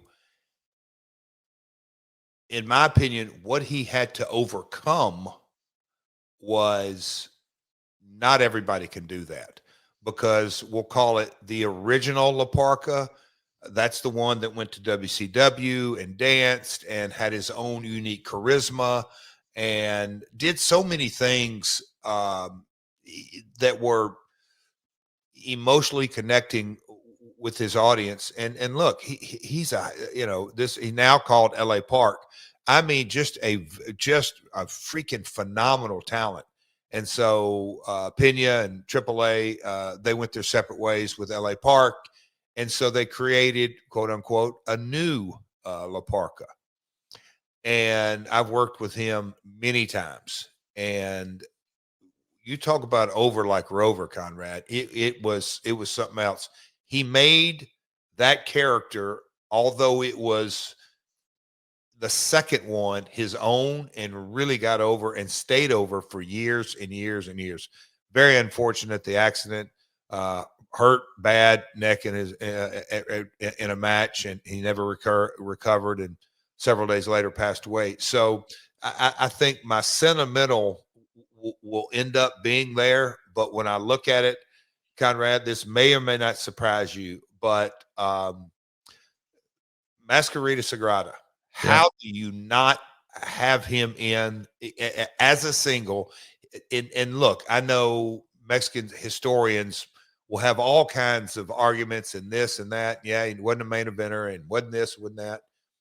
But they, you know, the little people, pardon the non-PC, the midgets, whatever it is, but the division called the minis in Lucha, that is, in my opinion, the Hulk Hogan, the John Cena, the Stone Cold, the Rock. I mean, he's all rolled into one. And maybe I'm not doing him justice because of his in-ring athletic ability. He is an unbelievable trendsetter. He is. I think if you had to put look up the word lucha mini in the dictionary, Masquerita should be the picture that you should see. So it's a slam dunk. There's no, and out of this 10, I think Masquerita by far, and with all due respect to everybody else, I just see Masquerita by far being the slam dunk in this ballot. To be clear, Jeff, your ballot, 100%, million, trillion percent in. Sagrada is your ballot. He is your vote. It's been cast. You're going to do it later today with the Observer. I am curious though. Yeah. Again, just freestyling here. Yeah. He wasn't necessarily a draw in a main event position. No. So are you putting him there just for his historical significance and the influence within the industry? The influence in his, like, and look, this is probably not going to be the best, but I think in a lot of ways, and it's been well documented that the cruiserweights on Nitro were cast as opening match or mid card guys. With the X division, we wanted to cast those guys. Wasn't about weight limits, about no limits, as main eventers. So Sagrada, they were never cast and will never be, I get it, as main event talent. But his significance in the division, I think, and I can't say put it on the map, but he so defined the division and did things that nobody had ever done in the ring and was noticed for it and literally traveled all over the world. An in-demand mini. Yes, Conrad. I think his historical significance far outweighs his quote unquote lack of main event positioning. Well, let's do the next ballot here, the next section, the next category, the rest of the world. So we saw North America get a category. We saw Japan get a category. We saw Mexico get a category. Now we're going to the rest of the world. I'm going to do my best here. Some of these names I'm not nearly as familiar with as you are, Jeff. First up, needing 50% to stay on the ballot after being here for 15 plus years. Spiros Arion. Did I say that right, Jeff? I believe so, sir. Dominic DeNucci. George Gordenko. I screwed that up. Steve Gray. Billy Joyce. Les Kellett. Killer Carl Cox. Gilbert Leduc. Ted Boy Marino, the Royal Brothers, which is Burt Royal and Vic Faulkner, Adrian Street, Jose Torres, and Otto Wands. So some of these names I'm not super familiar with. You obviously much more than I. But this is wrestling in Europe, Australia, New Zealand, Pacific Islands, Africa, pretty much the rest of the world. Jeff, who would you pick on this section of the ballot? And I don't want to spend too much time on this because it's obscure. It's like, okay, man, we're really getting outside certainly of my expertise, because I don't have other than Adrian, I don't really, and Dominique to a certain level, have true firsthand. Killer Carl Cox a little bit, but you hear the stories and stuff like that. But I have had firsthand conversations with folks, and when you look at the different cultures, and it's obviously the 22 territories in North America. Then you got multiple promotions in Japan and Australia. And then obviously, the golden age of UK wrestling and everything that, World of Sport, and Adrian Street was a part of that. There was years ago promotions down in Argentina, and, you kind of start really getting out around the world. Well, when you get into Germany, and you remove Otto, I don't know what you have left. And, she Road Dogg and JBL and Owen and all the different stories of, German wrestler. You would wrestle in a tent the same night for 21 days or 14 days or two. That's what the tours were. It was a different model, but Otto, big, huge German. So he was an in-ring talent, but his significance and contributions to professional wrestling in Germany, it's like if you took the McMahon family out of the Northeast, sure, there would have been like a vacuum, some holes filled, but the vision that Vince Sr. had with the Garden and going back to the Bruno days and all that, it's just hard to really wrap your head around what would happen. So the historical significance of Otto in Germany is a slam dunk. So Otto's my vote in this category. Again, Conrad, absolutely shocked he's not in, like beyond shocked. Who would you vote for in the rest of the world? Take a look at this ballot and let us know in the comments below here on YouTube. If you had a ballot in the Wrestling Observer Hall of Fame, who gets your vote? Let's take a look at the non-wrestlers. Up to 7 can go in. And this is, non-wrestlers. But boy, they had an impact. Let's run through them. From US and Canada in the modern era, we've got Dave Brown, someone who certainly Jeff is very familiar with. Also from the same US and Canada modern era, we've got Zane Bresloff. He deserves a lot of credit behind the scenes for WCW and Eric Bischoff and Nitro's success. Over in Japan, we've got Bobby Bruns. Back here in the historical category in North America, we've got Bob Caudle, another Memphis, Mid-Atlantic guy. How about Joe Higuchi over in Japan? Jim Johnston, that's right, the theme guy from WWE. He's here in the modern era of North American. Speaking of the North American historical category, Larry Matuzik, James Melby, Bill Mercer, Gorilla Monsoon. Over in Japan, Rossi Agawa. Back here in the modern era, Reggie Parks, Morris Siegel, Tony Schiavone, George Scott, Kevin Sullivan, the devil, not the TV guy yet, Mike Tenay, Ted Turner, Jesse Ventura, obviously for his commentary work, Roy Welch, Stanley Weston, the Grand Wizard, and Yoshizawa over in Japan.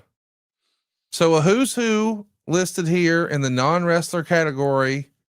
Got a little Memphis, got a little WCW, got a little Mid-Atlantic, got a little Dallas, got a little St. Louis, got some themes, got some belts, got some bookers, got some owners, got some, I mean, just a who's who here. We know Kevin Sullivan was a genius booking mind. This is not for his work as a wrestler. This would be for his work as a booker. The same for Reggie Parks and Jesse Ventura and so many others. Man, this is a really, really hard category, Jeff. I'm thankful on my ballot I can vote for a bunch of people because I'll plan to. But for the purposes of our pod today, you're voting for one, Jeff. Who gets the vote? You know, Conrad, going through this and Saturday, this jumped off the page at me when I was looking at it. Without a doubt, the other categories, there may be 2 votes, and each one of them kind of gives you a limit, maybe 3. I'm just I guess in my heart of hearts, I don't like to max out my votes, if you will. I just like to kind of narrow it down and at the very most give 3 votes per category. But this is the only one that I might approach 7 when it gets right down to it.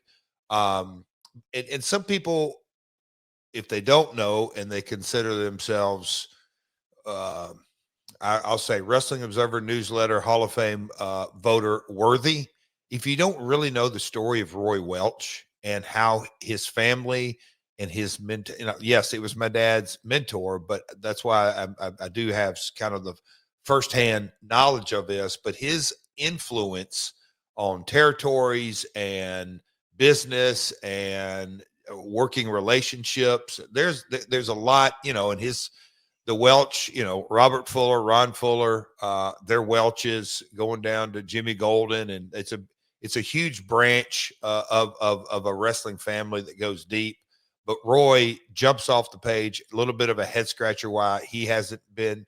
It goes without saying, Dave Brown, part of a 1-2 punch of the most successful territory wrestling show in history with the ratings.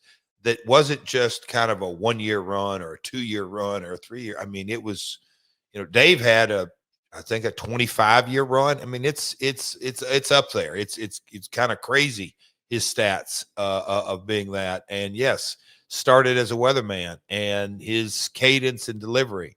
It goes without saying, I think Mike Tenay's knowledge of the industry and him being like, a lot of people can know about the industry, and I don't say a lot of people, but people can be a good play-by-play guy, but to mesh the two and weave it in. And yes, he was, I mean, you think about when Worlds Collide and the Lucha audience get introduced to the U.S. in '93 and all that, and then his WCW run, but obviously the voice of TNA for the successful years in so many ways. It goes without saying, yeah, Mike's a close personal friend, but just his success in the business, that's what I'm saying is that I will definitely get close to the 7 on this. But I circle back to the one vote that I wanted to share here today. And I mean, and before I tell you who it is, I'm going to kind of do another little shout out. Jim Johnston, when you look at, we'll call it sports entertainment, Conrad, and really how the business became national and exploded. And I know as an executive producer, if you will, that first 7 to 10 seconds of music, how important it is to create the emotion of the character, whether it's the glass break or you name it. If there's a theme song that you connect with, you're probably going to know the first 7 to 10 seconds innately, just the beat, whatever it is. Jim created theme after theme after theme. Yep, he wrote With My Baby Tonight, but push that aside. Jim is uber talented, and he has a significant influence in WWE for a very long time. It's like, I believe that, if you know, one of those deals, Jim is no doubt first ballot. But my vote here today on My World, you take Ted Turner out of the wrestling business, or if he doesn't like the wrestling business, it is radically different today, in my opinion. The dynamics of it, the pop culture relevance of it, you know, in a lot of ways, you go back to Ted, and he owned the Superstation and Andy Griffith, the Atlanta Braves, and yes, professional wrestling. He gave all the success to those three forms of entertainment, those three pieces of content, and it forged the way to 605 on Saturday nights, and it's super successful. And then how he built a mega empire with those three products, and went on and launched Nitro, and super successful. And then here we are, you know, AEW, we just celebrated an anniversary show last week, and you just think, you know, Ted's decision to put wrestling as a mainstay on his properties, I almost think he's the single guy that if you look back in history, that you're going to forever connect Ted and Vince, because Ted was the billionaire and Vince was the millionaire. Ted is the guy that made the WWE almost the little engine that gave them the ability to get knocked on their ass and all that story that goes with it. But they got up, fought back, pivoted. It was survival. Vince and Linda and the family, if they didn't make a go at it, they're out of business. And you've got a podcast partner that has 83 weeks. They were doing everything in their power to put them out of business. Had they succeeded, well, another difference. But they didn't, and they ended up being successful, took the company public. Look at TKO today. Without Ted in the business, I just don't know, and I'd love to hear your brief comments on this, Conrad. I know it's my ballot, not yours. And Zane as well. I'm looking at Zane up there. He's probably going to get a strong consideration from me because his impact. But without Ted, I don't know how you can look at AEW, WWE, even TNA, because WWE went off Spike. Had not they gone off Spike, I don't know if TNA would have got the slot. But you just kind of go all the way back. So the national wrestling industry, you can't give that credit to all the credit to Vince McMahon, because Ted had his Superstation on 605 that was strong in Atlanta. And then they got, you know, cable TV, and they broke through in Ohio. Ted was the driver of professional wrestling in a lot of ways. So Ted has my vote out of this category in the number one slot. We want to hear from you guys. Taking a look at this, it really is a who's who.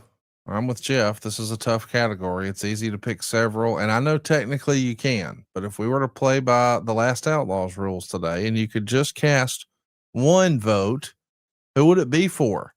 Let us know in the comments here on YouTube at myworldpod.com. And be sure to let us know what you think about Factor. You know, fall always feels like a reset between back to school and busier routines and shorter days.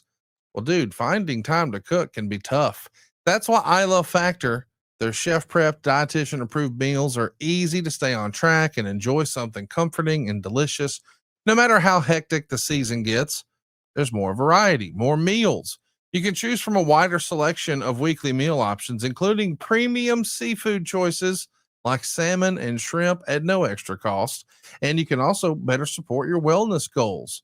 You can even enjoy more GLP-1 friendly meals and new Mediterranean diet options packed with protein and good for you fats. And you can even now savor the global flavors.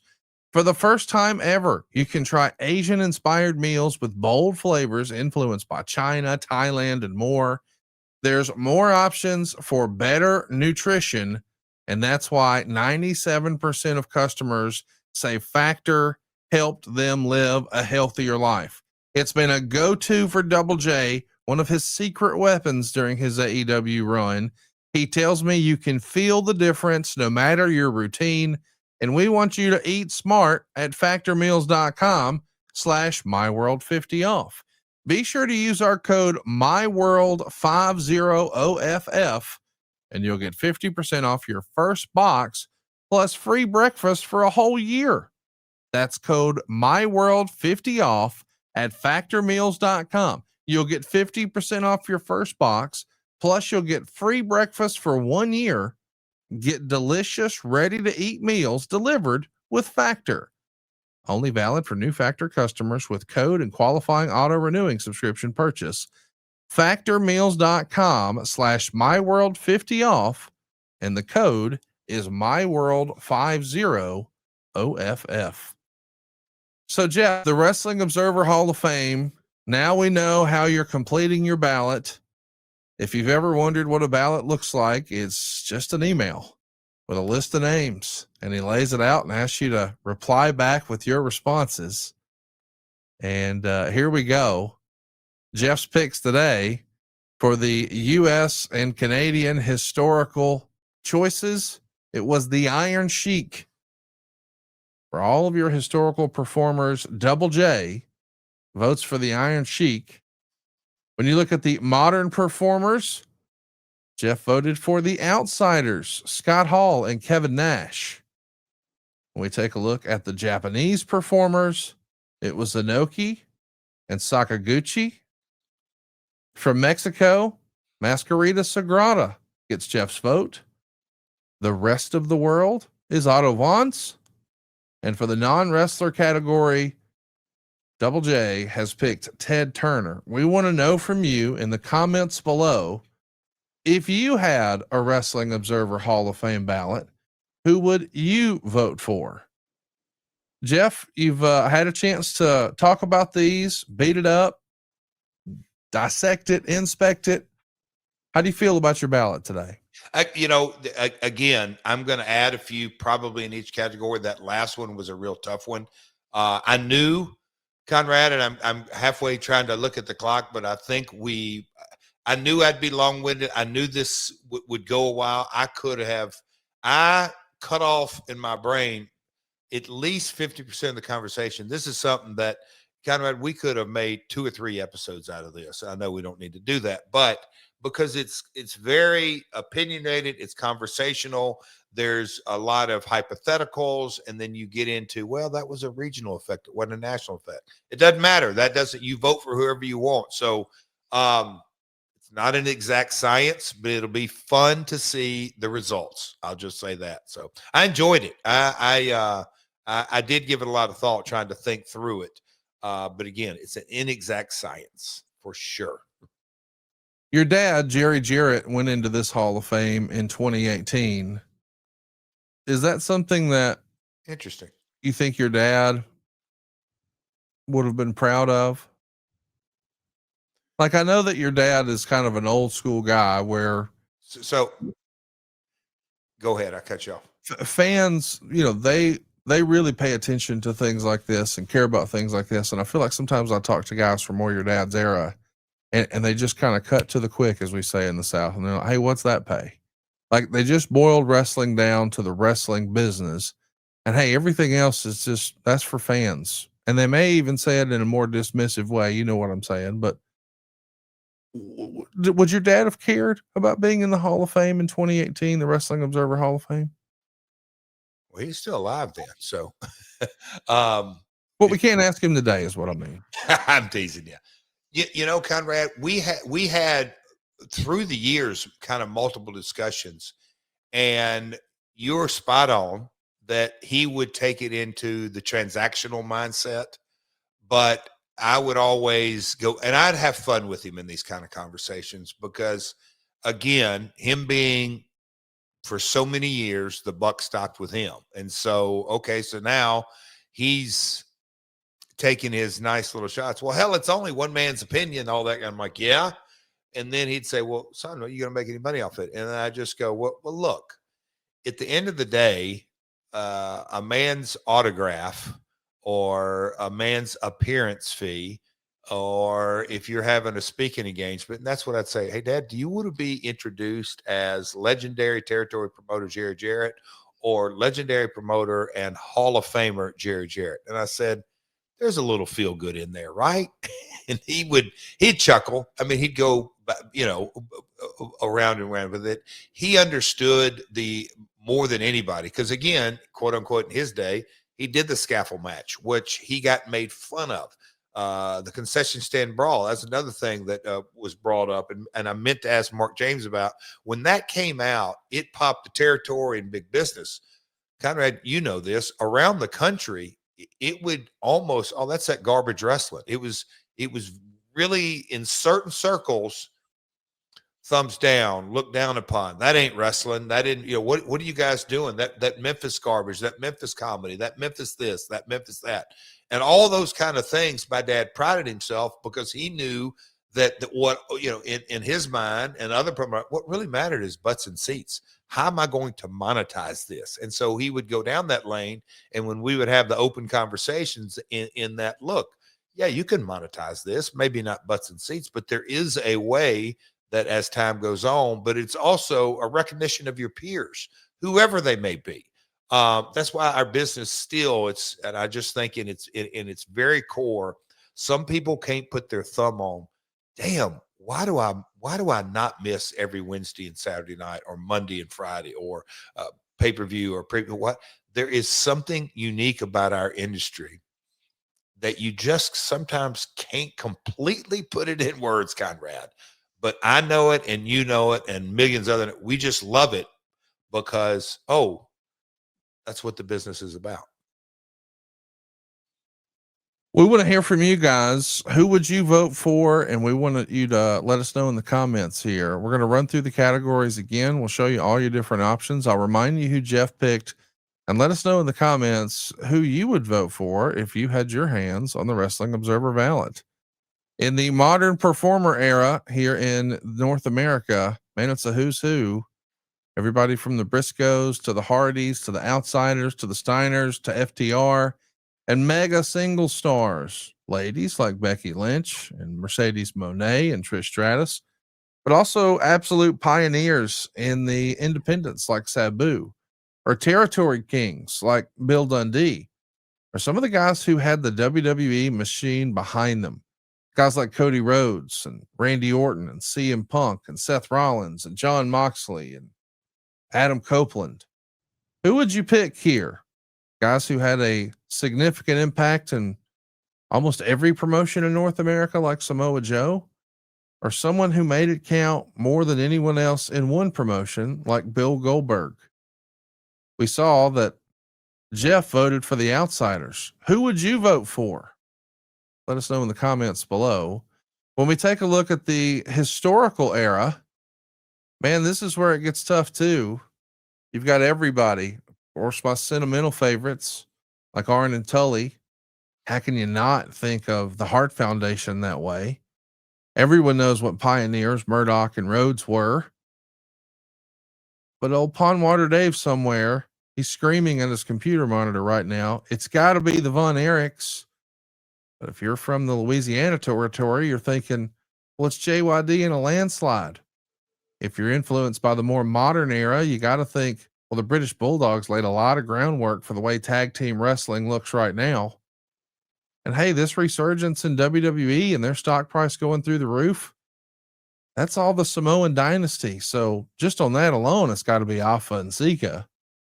But Ole Anderson owned a territory and obviously an incredible draw and a badass heel and a foundational member of the Four Horsemen. June Byers, if you really want to talk about historical significance, her or Sputnik Monroe could easily get the vote, but it wasn't something that Jeff even had to think about. The Iron Sheik got Jeff's vote. Who would you vote for? Let us know in the comments below. When we take a look at Japan, Jeff didn't have to think too long on this one. Who would you vote for? Let us know in the comments below. Inoki and Sakaguchi are who Jeff went with. I thought he was going Tiger Jeet Singh. I got to tell you, the tape trader and me really gravitated to Hayabusa. Who would you vote for? Let us know about Japan in the comments. Jeff had a strong case for Masquerita Sagrada in Mexico. I think a lot of our Nitro era fans They were wondering, it's got to be La Parka.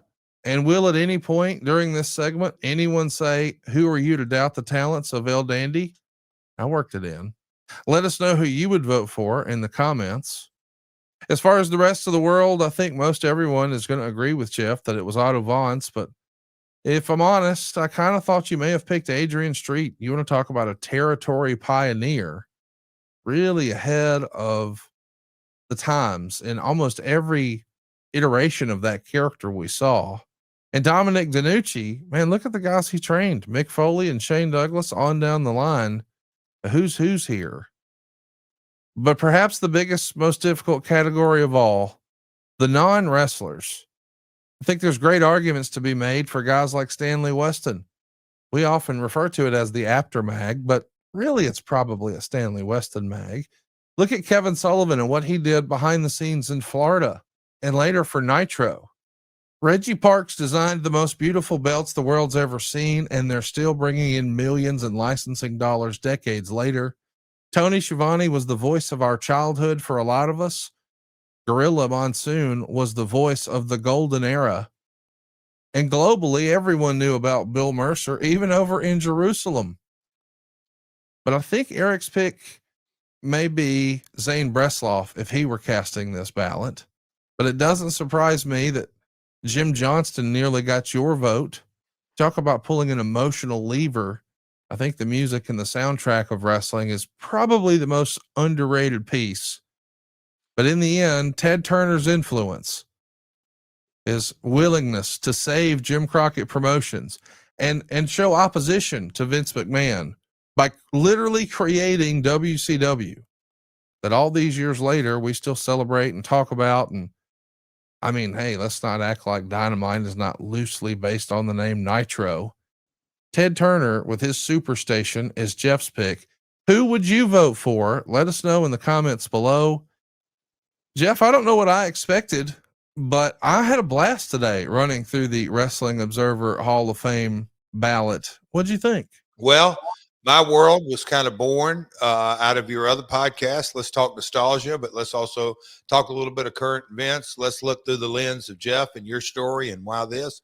Buddy, we checked every box on why our listeners come together every week, and I certainly appreciate each and every one of them, because this was a first for me. I think a first for you, a first for podcasting, and I think that's pretty cool. So, Conrad, let's do it again next year. I'm not kidding. This kind of, I don't know, this episode, I hope everybody liked it as much as me and you did. I'll just say that. I had a blast with it. We want to know, if you had a ballot, who would you be voting for below? Let us know in the comments. I'm sure we'll talk about it next week. Speaking of next week, we're going to spend a little bit of time talking about your top 5 decade definers. Ooh, you know, who are your most influential folks of the 60s, of the 70s, of the 80s, of the 90s, and of the 2000s.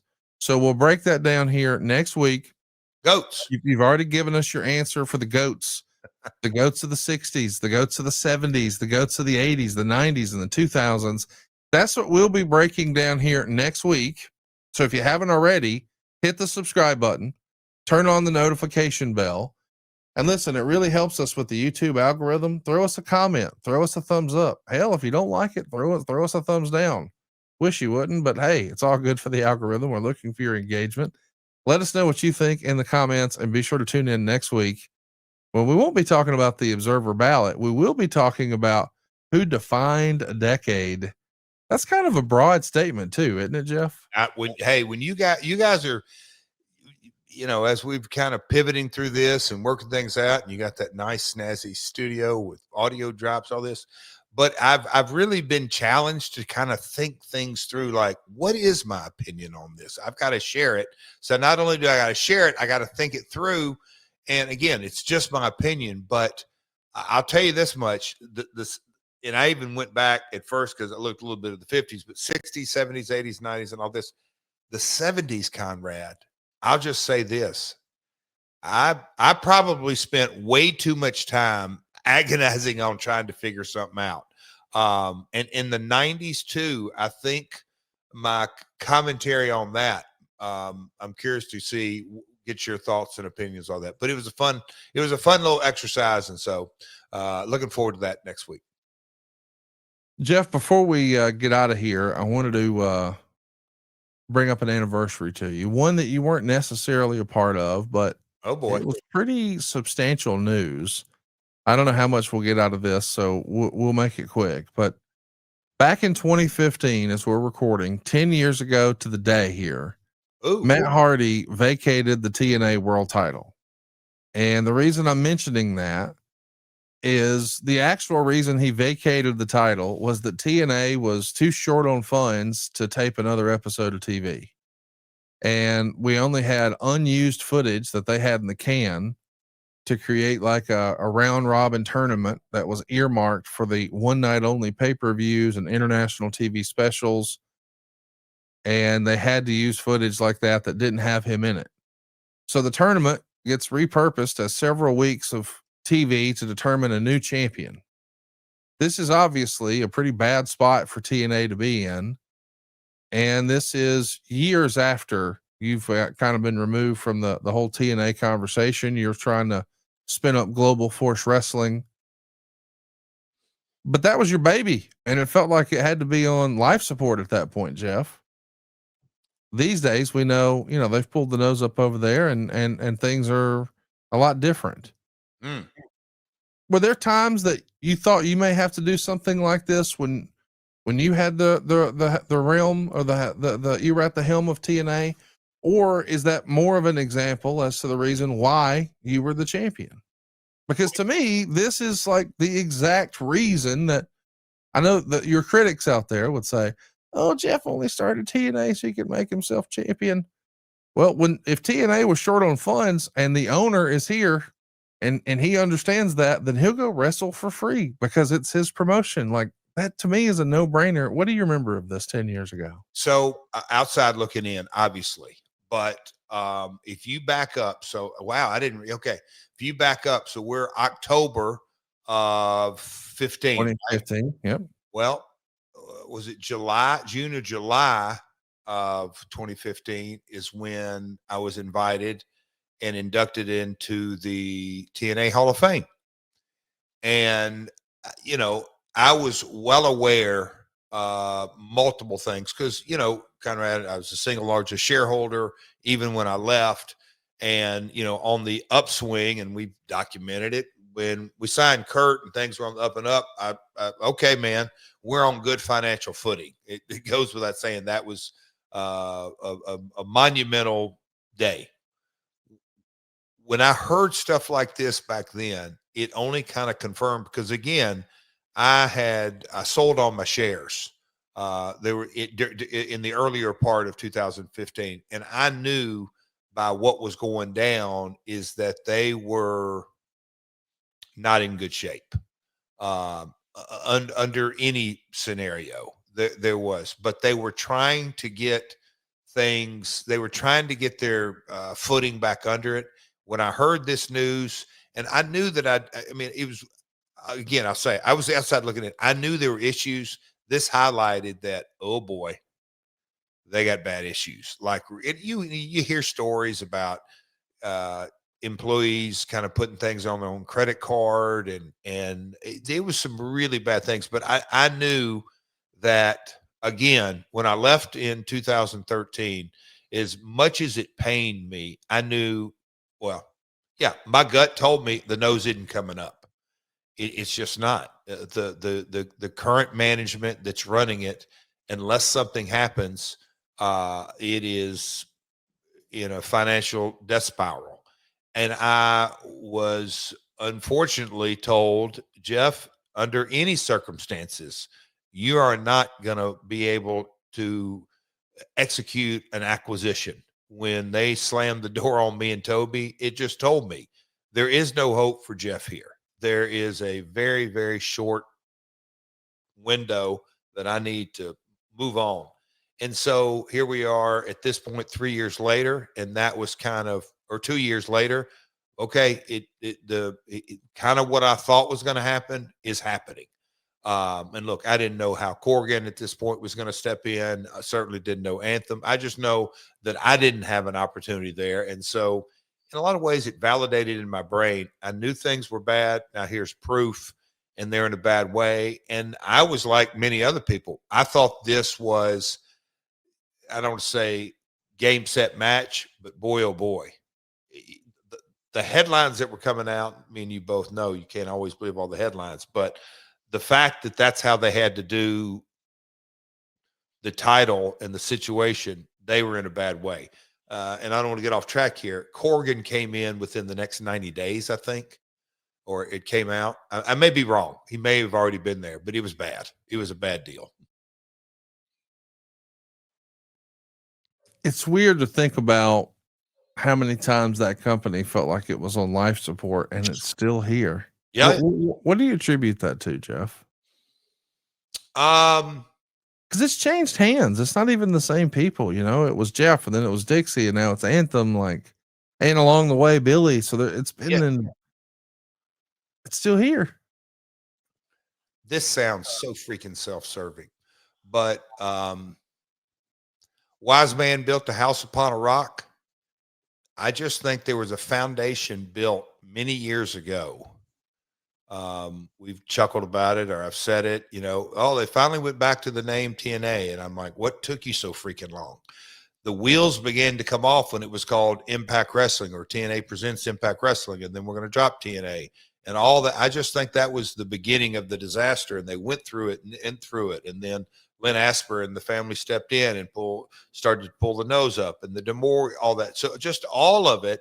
At the end of the day, I don't think a brand sticks around unless there's something to the asset that is of value.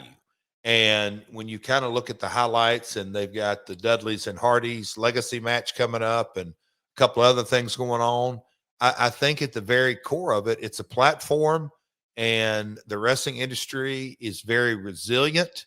And again, I don't think anybody would have come to, whether it was Dixie wanting me out and succeeding in that, if there wasn't something there for her to grab onto, she obviously wouldn't have done the things she did.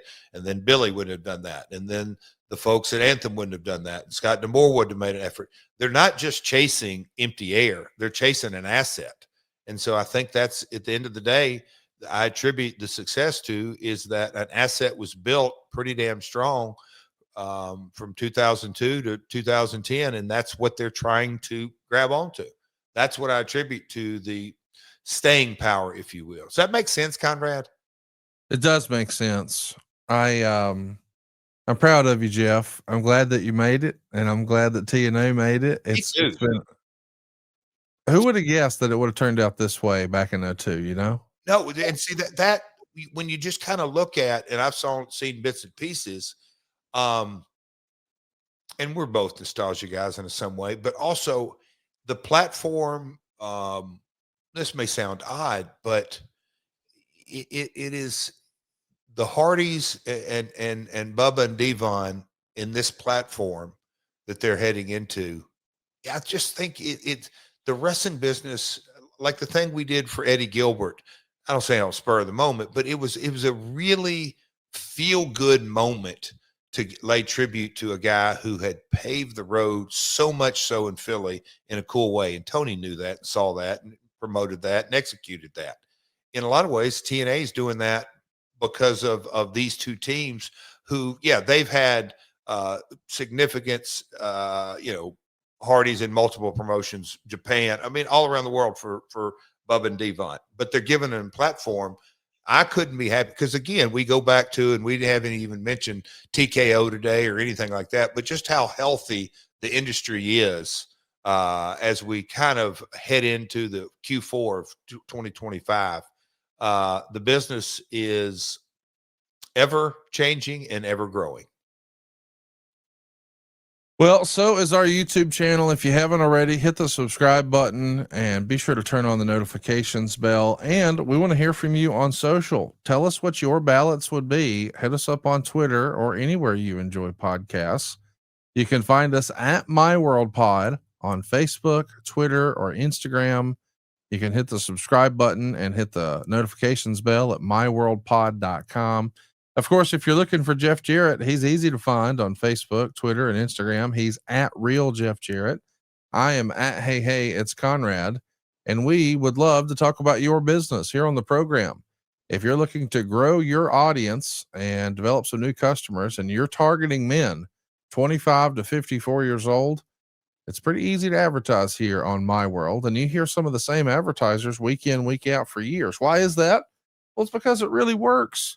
Find out how affordable it is to get Double J and I to put on our working boots and strut that ass for you over at advertisewithjarrett.com. Jeff, I had a blast doing the Observer Hall of Fame. I'm looking forward to you talking about the defining performers of the decade next week here on the program. Any last thoughts as we bring this episode to a close today, Jeff? Let's do it. All right. We'll see you next week right here on My World.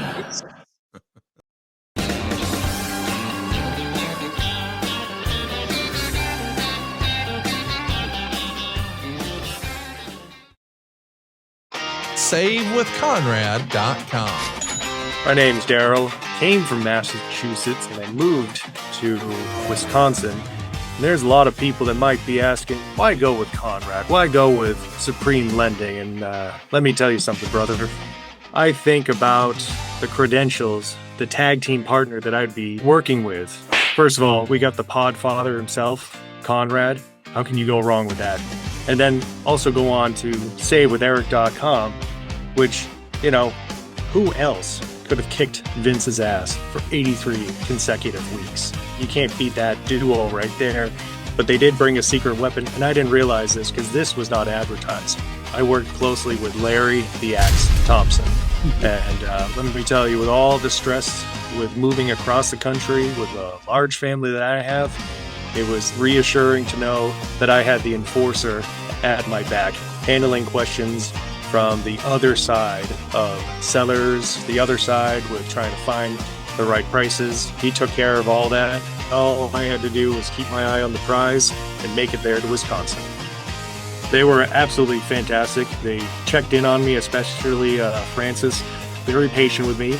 I don't go through this process all the time, so I trusted the experts. I was able to call them. They called me if they had questions, and it felt like it was a personal arrangement.